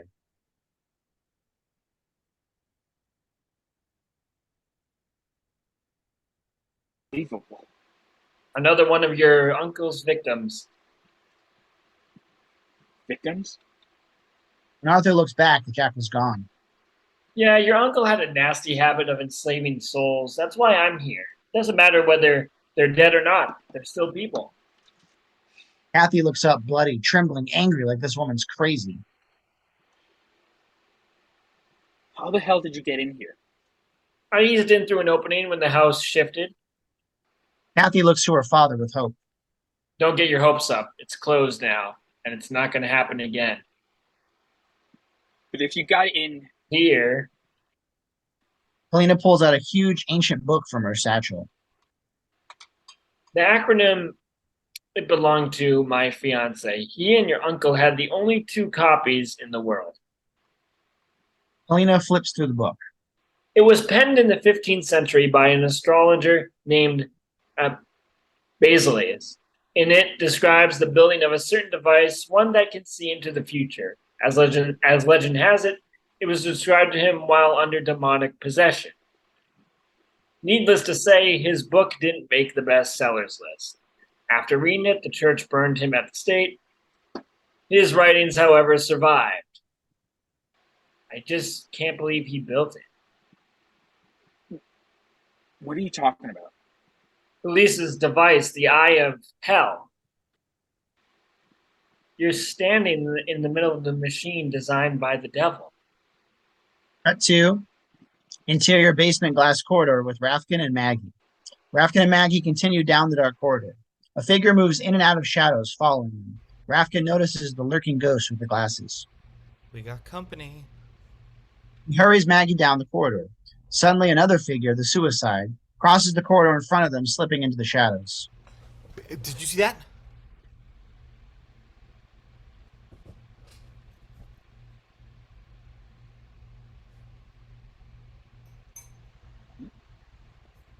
See what? I don't have glasses, you moron. Rafkin backs down the hall, Maggie behind him. He catches a quick glimpse of the first figure again. This time it's closer. He rechecks the other corridor, and the suicide is there. What is it? If it's down here, it's not a good thing. Trust me. Rafkin spins around, and the 50s kid is on top of him. He swings his bat madly at Rafkin, connecting on the last swing. Rafkin, in an explosion of sparks, goes sailing. Maggie quickly scoops Rafkin up and starts hauling him down the corridor with the suicide in pursuit. Cut to interior basement glass corridor with Arthur, Kathy, and Kalina. Arthur addresses Kalina as Kathy looks on. Look, I don't give a damn about any machines, any devil, any name, Bacillus, anything except getting my family the hell out of here. Now, if that book showed you how to get in, can it show us how to get out? Possibly, but... Good. Good. Finally, we're onto something here. We're communicating. This is good. All we need is a little cooperation from you and that book, and we're going to go home, correct? All right, I'll help you get out, but you, in turn, have to help me. I came here to free those trapped by your uncle. Tonight. You want out? You have to help me, too. Do I have a choice? Yeah, I could free us all. Here, now. Kalina opens her bag, exposing sticks of dynamite. Arthur swallows hard. This wasn't the option he had in mind. All right. This is negotiable. Kathy, can you walk? Arthur turns around to see Kathy's gone. Kathy? Kathy! Arthur searches everywhere, but it appears that Kathy's just vanished. No! This can't be happening. Kalina watches him lose it. She notices something move above her. Come on, we gotta get out of here. I'm not going anywhere without my kids. Try telling him that. Kalina gestures to a little boy ghost standing on the ceiling. The ghost issues a hateful, unholy hiss. Arthur notices him and quickly changes his mind. They flee down the corridor until they finally see the stairs coming up. Freedom. One last corner to go when wham! Show's over. A sheet of glass blocks their path to the stairs. What's worse is that when they turn around, the ghost is gone. Shit. Where'd he go? Off their panic looks, we cut to interior clockwork room. We move in on the huge clockworks. They spin at a tremendous speed now. We pull into the control panel mechanism. The symbols shift, and the 9th meter, the sign of the hammer, slides forward and clicks into place. The house begins to move again, releasing the ghost. Cut to interior basement with Rafkin and Maggie. Rafkin and Maggie rush forward. Maggie's on edge, her eyes darting around, checking all the dark corners of the corridors. The house suddenly begins to move again. At the end of the hallway, a door opens, while walls around them start to close in and crush them. Look out. Look, move! Rafkin shoves her out of the crushing hallway as the wall forces him into the open doorway. The glass wall slams closed between them and the house goes silent again, stops moving. Rafkin and Maggie can see each other through the glass. Rafkin notices the glasses in Maggie's hand. Great. His head begins pounding. Something's not right. Then he turns around and realizes where he is. Interior Hammer's room. Oh, shit. Go around to the door and toss me the glasses. Maggie walks around the corner and sees the suicide standing there. She quickly backpedals back to where she was before. That idea ain't gonna work. You got a plan B? She looks back through the glass for Rafkin and spots the hammer is standing right between them, smiling. Rafkin reacts to Maggie's panicked look. What? The hammer raises his weapon, about to swing down on Rafkin. Maggie quickly points to the side away from the hammer. Move! Rafkin jumps over as the hammer swings. The hammer strikes the floor where Rafkin just was. Sparks fly. Rafkin nervously looks at Maggie. The spells. Where are the spells? Maggie checks the floor. She notices the glowing spells, but Rafkin's not standing on them. The hammer's now gone. Maggie pushes both of her hands forward. Back! Rafkin hops back like a little frog just as the hammer reappears and swings, missing Rafkin and hitting an invisible wall. More sparks fly. Rafkin's sweating profusely now. He doesn't move. He's standing on the spells. One wrong step and he's dead. He glances around, knowing the hammer's presence is very close by. The exit door is about 10 feet away. He'd never be able to make a run for it. You have to lead me out. Maggie looks down at the path of spells on the floor, and it's a jagged path forward. Then she sees the hammer standing over Rafkin like an executioner, waiting to bring down his axe. One wrong step and... Oh, crap. Rafkin looks at her hopefully. Maggie nods. Okay. Right foot, step right. Right? Maggie nods. Rafkin raises his right foot, hovering it over the floor, looking for Maggie to okay the step. She nods again. Rafkin takes the step. Rafkin squints, ready to get hit, but the hammer's gone. Left foot, Left foot? right. Right foot. Maggie waves and shakes her head. Left foot forward. It's like playing friggin' Twister here. Rafkin sets his left foot forward. Again, he's safe. Maggie nods, motioning him straight onward. Another safe step. He might just make it out of here alive after all. And that's when Maggie sees the suicide turn the corridor, and she's coming right at him. Maggie, scared out of her wits, wants to run, but she still has to deal with Rafkin. Another right. Rafkin goes to take a step with his right foot and walk right off the spells. Maggie's not watching. She's more concerned with the suicide heading in her direction. Maggie turns back just in time and sees the hammer right in front of Rafkin. Shit, just jump! Rafkin takes a flying leap towards the door. He makes it out safely and rushes over to Maggie. Gives her a big thank you kiss on the lips. Oh, I owe you big time. Just get me out of here. Interior main floor. Rafkin, peeking out of the basement stairwell, surveys the main floor with the glasses. Everything looks clear, but it's all the dark areas of the house. Your eyes can easily play tricks on you, seeing movements that may or may not be there. See anything? No. That's what makes me nervous. Rafkin and Maggie move slowly through the room. Maggie's clamped onto Rafkin, petrified. Cut to interior trap room with Bobby and Kathy at the same time. Kathy comes suddenly awake, rubbing her head. Focusing. What? What happened? Looks around the room. Bobby's sitting beside her. Dried tear streaks run down his face. Bobby, oh my God, are you all right? We've been looking all over for you. I saw you and Dad before. I yelled, but you didn't see me. She sits up, puts her arms around him. It's gonna be okay. Mom's here. Where are we? What part of the house? I don't know, but Mom's here, Kathy. What do you mean? Kathy looks at him. She's one of them. She's like in the hospital with all those bandages on. Kathy doesn't know what to say. You believe me? I'm not sure what to believe. Kathy holds her brother close while they wait. Yeah, I hate this house. I just want to go home. I know, kiddo. So do I. We're gonna get out of here soon. I'm sure Dad's on his way right now. For a hopeful look, we cut to interior basement with Arthur and Kalina. Arthur and Kalina are in front of the blocked-off staircase.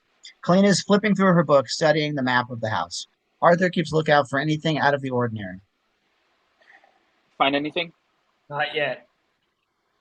Arthur turns back around, and now at the end of the hallway is the jackal. Oh, damn. It's back. Hurry up. I'm hurrying. But when he looks back, it's gone. Shit. I lost it. Arthur panics. Do something for Christ's sake. Kalina gets in Arthur's face. Show a little backbone. No matter how much I hated your uncle, you always managed some. The words sting Arthur, and for the first time, he knows it's always been a problem. Kalina's still rifling through her book. If I can just pinpoint where things have moved to. Arthur peers around the corner, and the jackal's back, closer. You want to read a little faster? Our friend's back. Kalina drops her knapsack to the floor, removes a flare from her bag, hands it to Arthur. Light it. It's quicksilver. Arthur ignites the flare. The burning metal disrupts its spiritual energy and buys us time. How many of these do you have left? 3. 3? You couldn't have brought a few more? I didn't plan on giving a tour of this place.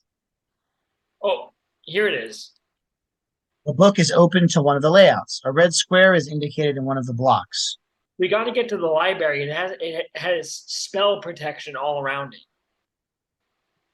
Where is it from here? Kalina shifts the book around to see where they are. Above us, to the right. Kalina notices the glass blocks above them in the ceiling. Arthur sees where she's going with this, and we cut to interior main floor corridor with Rafkin and Maggie. Rafkin and Maggie have backed themselves into a corner. Rafkin's looking at 2 figures, the fat man and the little woman, making their way down the corridors to them. Tell me when I'm supposed to scream, because I ain't gonna die without screaming my goddamn head off. Rafkin's looking at the 2 ghosts, the fat man and little woman, through the glasses. They quickly slip back into the darkness. Notices the pilgrims on the other end of the corridor. They're being cornered. Not yet. Take a deep breath. Suddenly, a glass block in the floor behind them pops open and a flare is tossed through. It lands on the floor, illuminating the corridor. The ghostly figure quickly disperse. A hand appears, and Kalina is shoved through the hole. Maggie screams. Rafkin freaks. What the hell? Interior basement with Arthur. Kalina's legs disappear through the ceiling. Arthur, holding out the flare, scans the basement around him. The figures still remain at bay. That's when the flare burns out. Arthur shakes it once, twice, then knowing it's out for good, stands alone, helpless in the single patch of light coming from the ceiling. He looks to his left and sees the crab-like creature scurrying down the corridor. From the other direction comes a large silhouette, which is the hammer.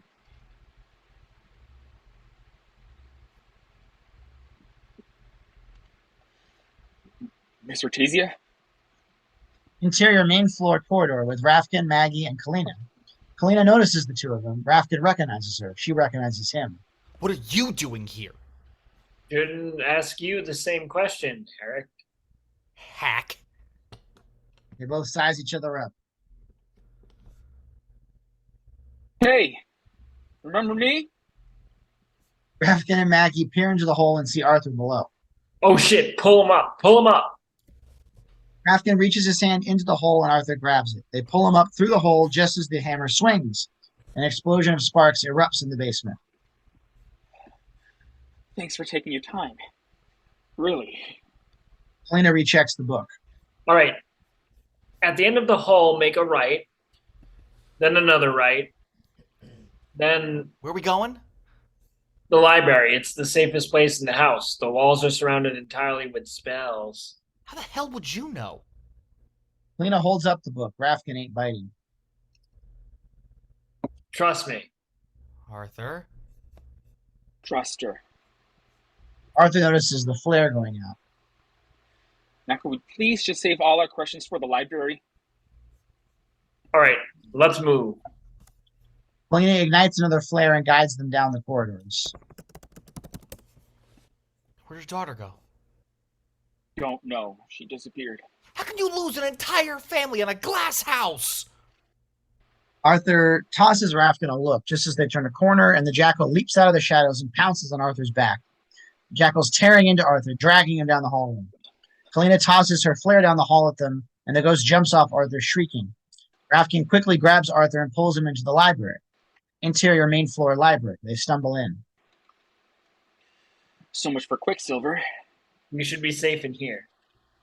Arthur lands on the couch in pain. Maggie's by his side. Rafkin bangs on the glass, pissed. Shit, you'd think I'd be used to these things by now. They don't seem to like you either. Kalina takes a seat at the desk, begins reading through her book.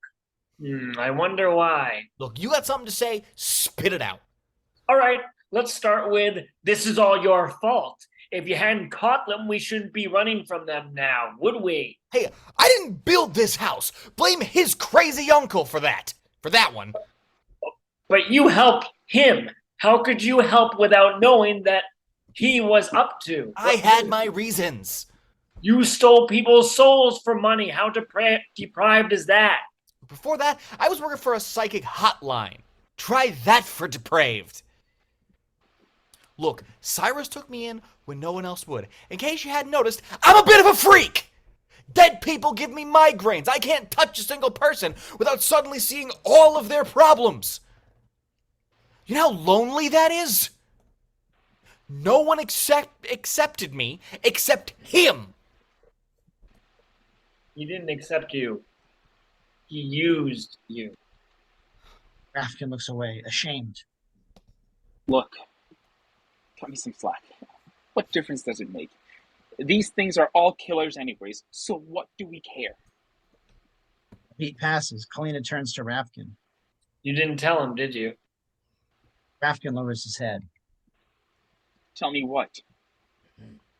About the fourth ghost? Don't do this. He has a right to know. What about the fourth ghost? Let me help you out.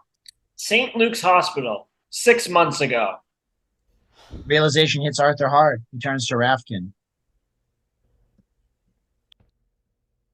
Jeans? Here? I had no idea she was your wife, Arthur. I swear. Arthur clocks Rafkin with a roundhouse punch, sending him flying over the couch. Why? She never hurt anyone. I don't know. Cyrus handpicked every one of them, your wife included. When I realized who you were, I tried to help. Tried to help? We're trapped. My kids are missing my wife, who should be resting in pieces, being held hostage by the house from hell, and you call this help? She's right. This is all your goddamn fault. Rafkin takes the scolding. Arthur paces the room. Son of a bitch. There is a way to save her, Arthur. And your kids, too. Arthur stops pacing, turns to her. This house, it isn't a house. It's a machine. It's got complete recreation of basilness design. According to this, there should be only 12 earthbound spirits trapped inside here. Arthur walks over and she shows him the book. You see, they're the Black Zodiac. They present the different ghosts that Cyrus needed to catch. The withered lover, the firstborn son, the torn prince, and the bound lady, the great child, and the dire mother, the suicide, the torso, and the buried maiden. Then there's the 3 dead signs, the sign of Hell's Winter, the hammer, the hyena, and the juggernaut. As Kalina counts through the ghosts of Arthur, forever the math teacher, instinctively counts them off on his fingers. Kalina flips through a few more pages. According to Belize, is this machine, Basilius, this machine requires energy of this specific spirit in order to bring it to life. Once engaged, the spirits are freed one by one, each adding its energy to the machine, powering it up. Powering it up for what? To open the Ocularis Infernum. The Ocularis? Oh, Ocularis, What's sorry. that? It's Latin. It means the eye of hell.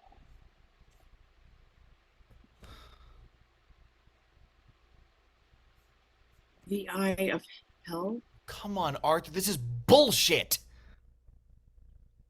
I saw a man carrying his own head. The eye of hell isn't a stretch. Go on. In hell, there's an eye that sees the whole world, past and future, heaven and earth, the blessed and the damned. If knowledge is power, then the man who controls the Ocularis would be the most powerful man on earth. Your uncle was planning to become God. A beat passes. So, how many ghosts have been set free? Kalina checks the book. 11. and it needs 12 ghosts to power it up. Rafkin shakes his head. What about this 13th ghost? Even Damon mentioned it. It's a failsafe, yes. In order to stop the process, the house needs a sacrifice of life instead of death. A willing human sacrifice. The sacrifice of the broken heart. All eyes turn on Arthur. The 13th ghost. Exactly. The 13th spirit stands before the eye as the final configuration accumulates. As the eye opens, the spirit uses the power of life to essentially short-circuit the system. Uses the power of life. Kalina swallows hard. By leaping into the eye. Thanks for painting the picture.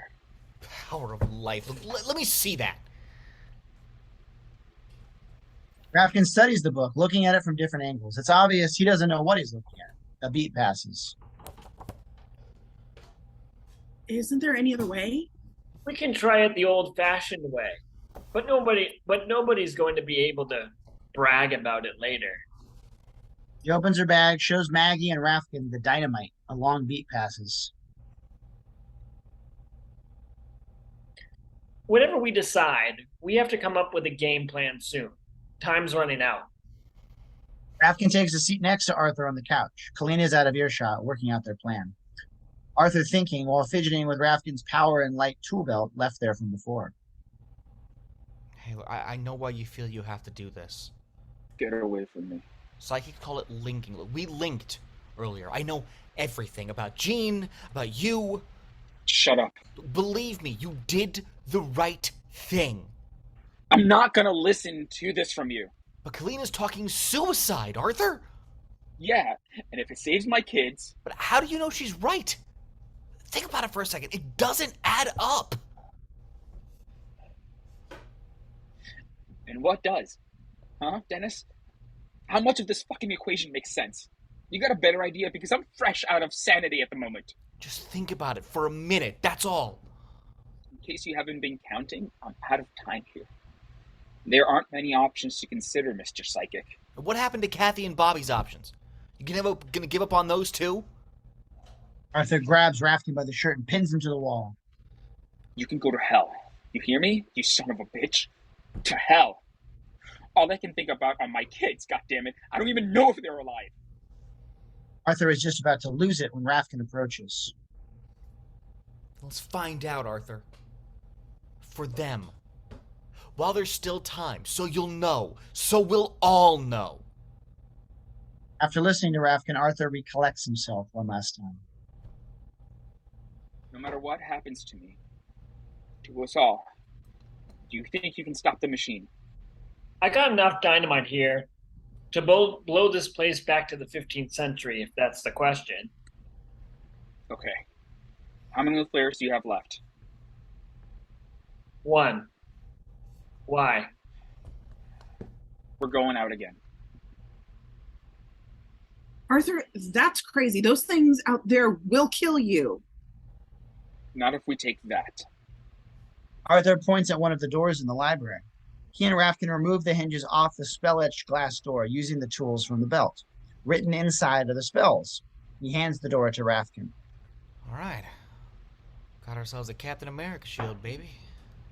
You have about 10 minutes before the last ghost is released, and the ectoplasmic shit hits the cosmic fan. Arthur nods. Maggie and Arthur share a last look, then follow Rafkin out the door of the library. Interior corridor with Arthur and Rafkin. They're both holding opposite sides of the door. The corridor is empty. Covered with dark patches, they carefully inch their way down the corridor, passing dark areas. They reach a couple of dark patches and slowly walk past, prepared for anything. And suddenly, out of the shadows, the 50s kid swings his bat and smacks the door. Sparks fly. Shit, he's swinging for the fence. Ram him on 3. Rafkin and Arthur brace themselves. The 50s kid continues to whack away at the door. 1, 2, 3! They drive the 50s kid into the wall, pressing the door against him. Sparks light up the corridor. The 50s kid is going crazy. There's a huge burst of ectoplasmic sparks, then he vanishes. That's more like it. Arthur spots an opening behind them. This way. Arthur guides them down another corridor. Interior hallway, basement. After flashing a flare before them, Kalina and Maggie drop through the ceiling back into the basement. They make their way through the glass hallway, coming to a door. As Kalina approaches it, she stumbles across Ben's sliced corpse. Maggie gasps at the remains.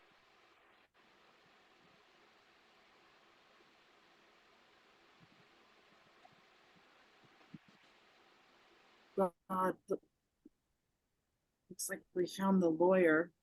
Hold the flares still. I'm almost there. Kalina reaches around the doorway, clicks the door open. Interior basement, clockworks room. The gears are spinning and grinding at the highest speed. Kalina quickly rushes over to the base of the machine with the arcanum, trying to figure out how it works. A shadow figure moves past the door outside the clockworks room. Hurry up. I'm working on it. He is following the manual. He studies the different levers and what each does. Maggie turns and comes face to face with Cyrus's ghost. She jumps, then quickly jabs the flare at him. But to her surprise, he doesn't react. Instead, he takes a step towards her. She tries to ward him off again with the flare, but he takes another step. Damn, Kalina, you better get over here. This shit ain't working anymore. Maggie's panicking, and then her flare starts to go out. Hurry your ass up. Maggie backs up, and she's hit over the head from behind. She lands on the floor and goes out like a light.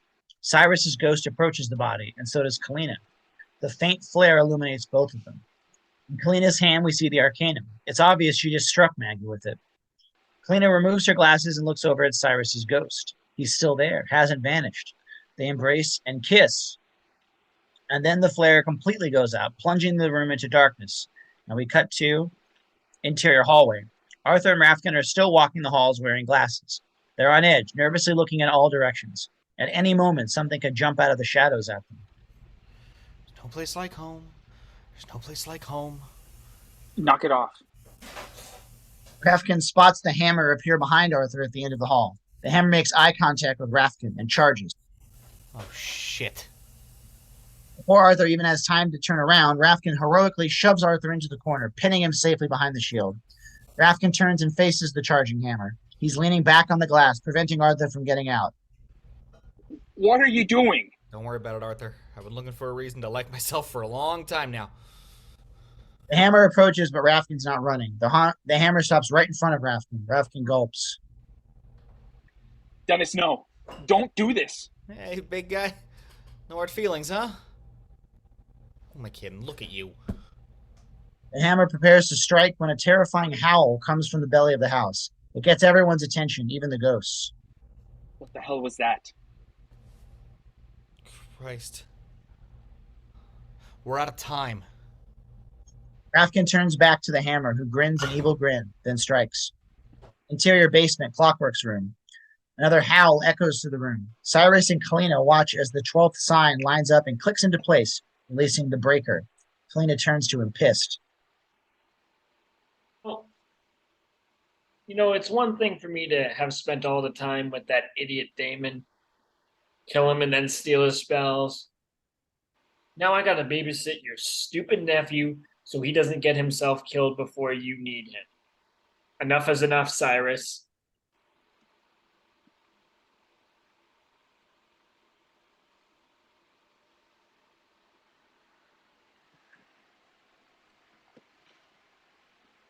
But you did bring me Damon's spells, right? Kalina removes the book from her bag. She tears the leather covering off the back of the book, and inside is a thin reel of audio tape. I got your spells, but a deal's a deal. Remember, we share everything. 50-50. Cyrus snatches it from her, holds it up to the light, and examines it. Smiles when he realizes they're authentic. Don't worry, Kalina. You'll get everything you deserve. Cyrus places a reel-to-reel machine on the table. Interior corridor with Rafkin and Arthur. The hammer swings on Rafkin, who dodges the attack. The strike whacks the glass, sparks fly. Arthur reacts. The best you can do? My mother hits harder than that. The hammer's now enraged. He swings again. And again, Rafkin dodges the strikes, bobbing and weaving like Ali in the ring. You ain't got no speed, old man. What's the matter? That hammer weighing you down? The hammer's swinging wildly, but Rafkin surprisingly has quicker reflexes and is pissing the hammer off. Rafkin evades another attack, and out of the corner of his eye, he spots the breaker turning the corner. From his massive size, he realizes who it is. Mother of Christ. Arthur sees the breaker approaching. He grows larger as he gets closer. Interior basement, Clockwork's room. Cyrus is setting up a reel-to-reel machine. Kalina is beside him. So what are you going to do now? Your nephew believes the sacrifice is going to stop this thing, but you'll never get him to jump into the eye. Not until he finds his kids. Then let's give them to him. Go tie them up. Cyrus, I can't. Why not? You know as well as I do that human lives are the price of human achievement. How many lives went into the construction of the pyramids, or the Great Wall of China, or the space program? It's Darwinism at its finest. Now step aside. I need to finish setting this up. And you need to do your job. Kalina walks out of the room with the rope, and Cyrus finishes threading the reel-to-reel machine with the audio tape. Then he flips a switch. Interior corridor with Rafkin and Arthur. Arthur watches helplessly as Rafkin is smacked by the hammer right into the breaker's arms. No! Arthur pushes the glass off him to get out, but the breaker slams Rafkin into the glass, which again pins Arthur behind it. Rafkin tries to crawl away, but the hammer smashes him over the back with his hammer. Rafkin is bloody and bruised on his last legs. Arthur once again tries to push the glass off him to get out, but Rafkin slaps his bloody hand on the glass, makes eye contact with Arthur, shakes his head, telling Arthur not to come out. Save your kiss. The breaker picks Rafkin up and smashes him against the glass door. His broken body leaves a bloody smear as it slides to the floor. Dennis! Arthur sinks to his feet, crushed. He looks up and the ghosts are gone. He completely falls apart. Then suddenly another ghost appears on the other side of the glass. Arthur looks up and sees Jean, as we saw her before, standing there staring at him. Arthur looks at her dumbstruck. Jean? She tilts her head in response, sadness and longing in her face. Arthur can't hold it back anymore. A wave of emotion rushes over him and he bursts into tears. I'm so sorry. Please forgive me. I should have been taken after you. Jean looks at him, shakes her head, letting him know he did the right thing. I miss you so much.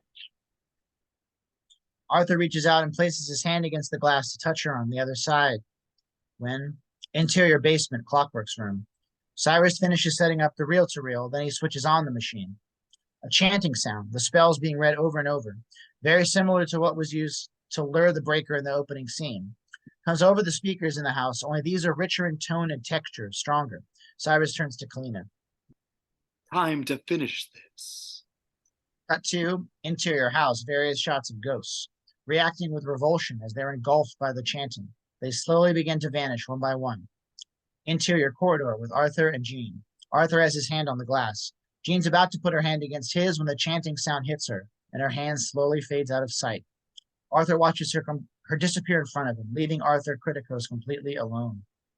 A beat passes, then Arthur looks up and sees Kathy and Bobby rising out of the center island of the Ocularis in the Great Hall. Tied back to back, they're helpless. Off Arthur's reaction, we cut to interior Clockwork's room. Cyrus steps over Maggie's body, heads to the door. Final configuration starting. Gather your things. Let's go. Kalina picks up her knapsack. Then abruptly she hears a hiss, turns. Cyrus has stepped through an open doorway on the neighboring wall, and that door has just snapped shut. Cyrus? Cyrus presses a stud. There's another hiss. Kalina turns pale. The door separating her from the fallen Maggie has just slid aside. She turns to Cyrus. Cyrus, stop screwing around. Let me out of here. Goodbye, my dear. Thanks for all your help. Maybe we'll see each other again on the other side. Smiles, hits another switch. The walls surrounding Kalina begin closing in on her. Mother. She kicks the glass, tries holding it back. No use. It keeps coming. Panic starts to set in. The glass moves in closer, finally pinning her.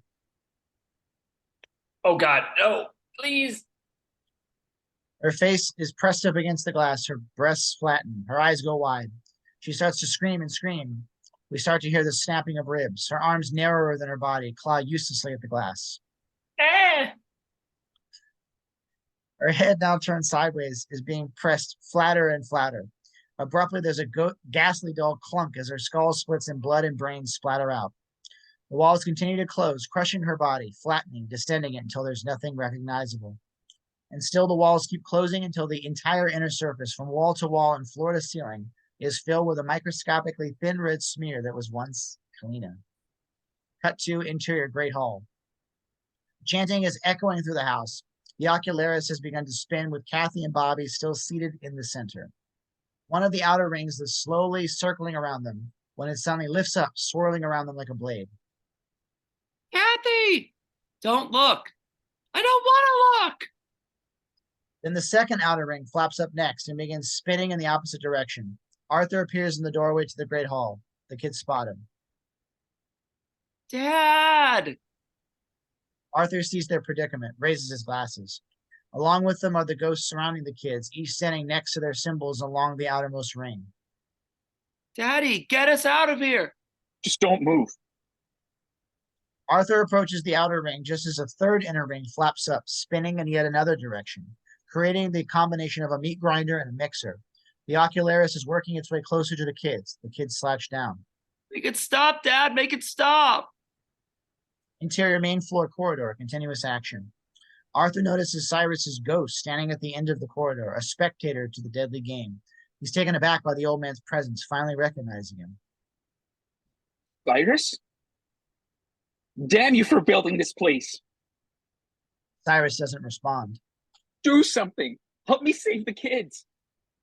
The ghost raises his hand, pointing into the ocularis, motioning for Arthur to jump in, and that will stop everything. A fourth inner ring flaps up, working its way closer to the center. The kids are freaking out. Arthur looks from his kids to the spinning rings and back to Cyrus again. He wrestles with what he should do. Then his eyes land on Jean. She looks so sad, staring at her hysterical kids, helpless. Arthur's choice is made. He steps up to the ocularis, standing in front of the spinning gears. He prepares himself for what he's about to do. Interior Great Hall, continuous action. Arthur starts forward into the hall, ready to take his place amongst the ghosts. I want you guys to know, I love you more than anything.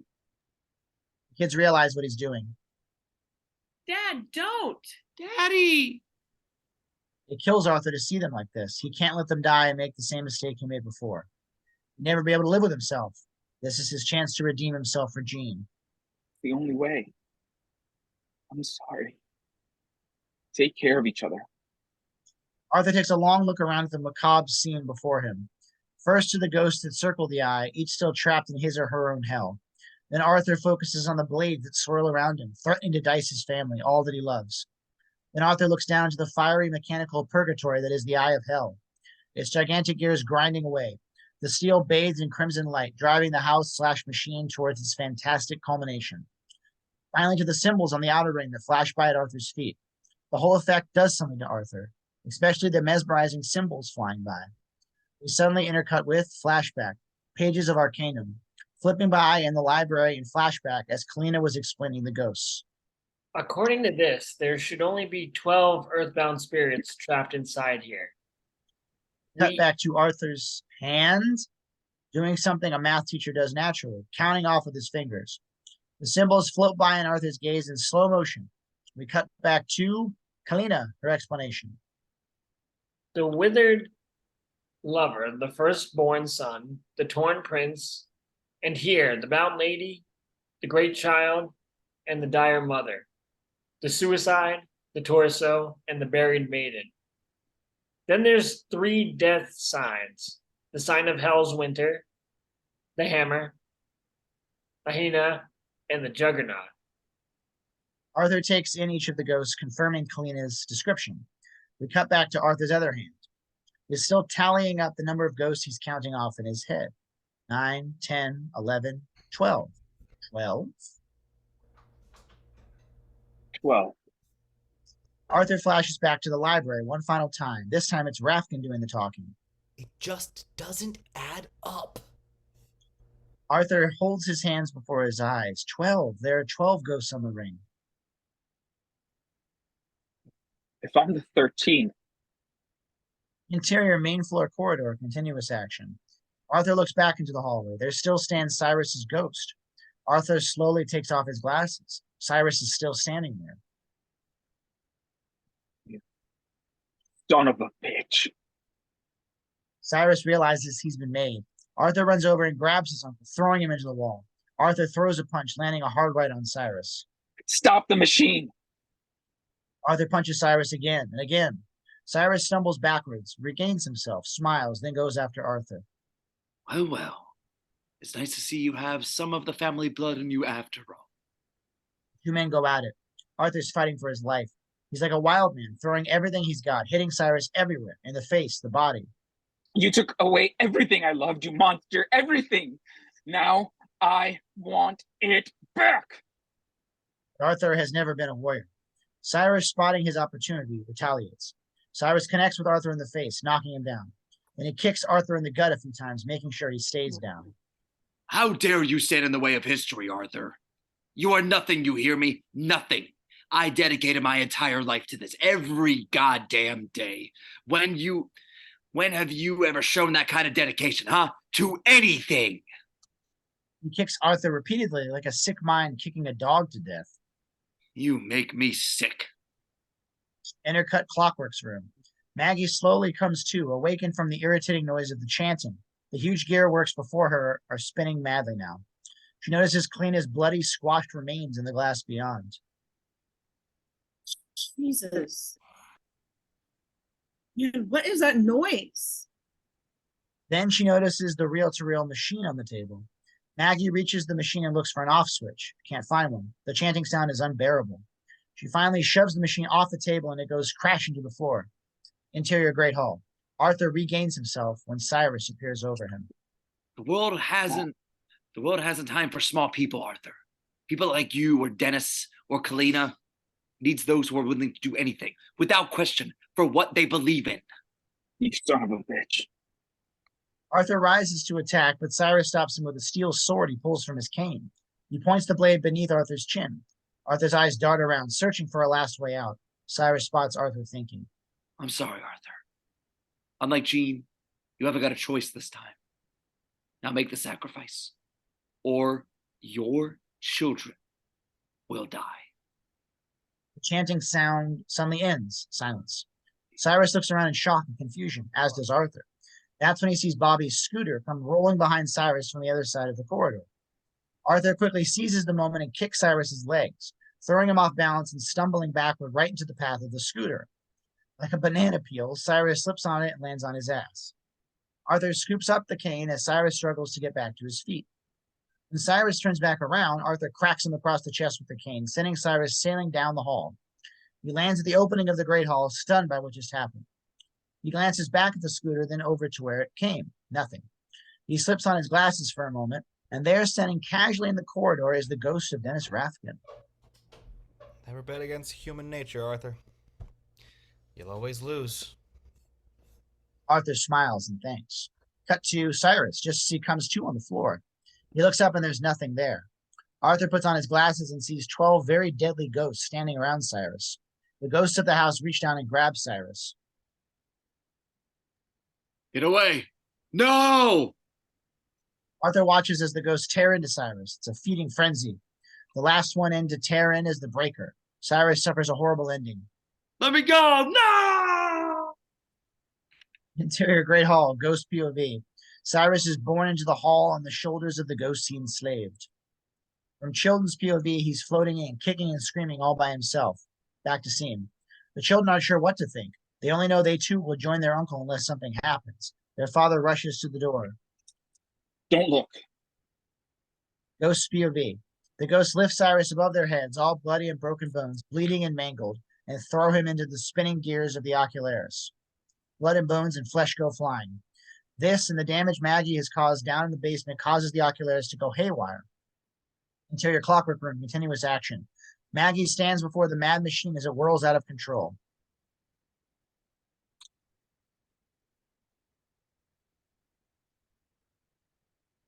Oh, sweet Lord, what did I do? Maggie backs towards the door. The clockworks are breaking apart all around her. She tries the handle. It's locked. Motherfucker! Clockworks begin flying apart. Gears and bits of machinery start bursting through the glass walls of the clockworks room. Interior Great Hall, continuous action. The great glass groans deeply as the torquing of the clockworks causes sheets of glass to fall from their frames. 2 more rings have flipped up, the blades getting closer to the center of the ocularis and the kids. Glass begins to break up all around Arthur. Shards of glass rain down. He knows he hasn't much time. Kathy holds Bobby close, protecting him. Daddy! Arthur doesn't know what to do, but he does know that he can't leave them there the same way he did with Jean. Just hang on. I'm coming. Arthur backs up and takes a running jump through the spinning blades, just barely landing on the center island of the ocularis with Kathy and Bobby. He looks for a way off, but between the glass and the blades, he knows there's no way they're getting out of them. Arthur holds them both tight, covering their eyes. Don't move. Keep your head down. Interior clockworks room basement, as Maggie's eyes go wide. Interior basement glass corridors, various angles, same time. Huge bits of the clockworks come flying out the walls of the clockworks room, shattering all the glass in the basement. Interior Great Hall. The house starts to blow apart. Glass rains down. Arthur holds his kids tight. The house is crumbling all around them. The only place that's safe is where the 3 of them are standing. The fury builds to a crescendo of destruction and then finally collapses, followed by silence. Dust and smoke everywhere, blurring our vision. As it begins to dissipate, 3 figures slowly come into frame. Arthur, Kathy, and Bobby are standing in the only remaining section of the house left, the center island of the ocularis. All around them lies what's left of the house, a veritable skeleton of steel. The 3 of them open their eyes to survey the destruction. You okay? Bobby nods. How'd you know we'd be safe here? I didn't. I just wasn't about to leave you guys. Kathy pulls her father into a tight hug. She's teary-eyed. I love you, Dad. I love you too. As they look up, they notice Jean standing on the outer ring, circling around them. She's back to looking like her old healthy self, and she's smiling at her family. As she passes around them again, she's gone. Arthur pulls his kids close, and that's when they hear...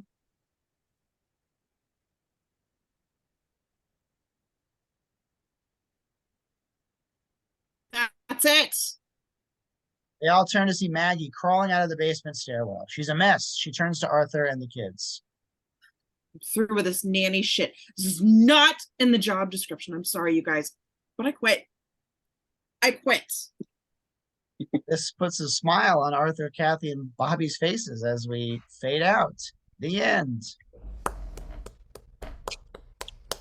Thank you all so much for joining us. Hope you had a good time, and we'll see you at the next one.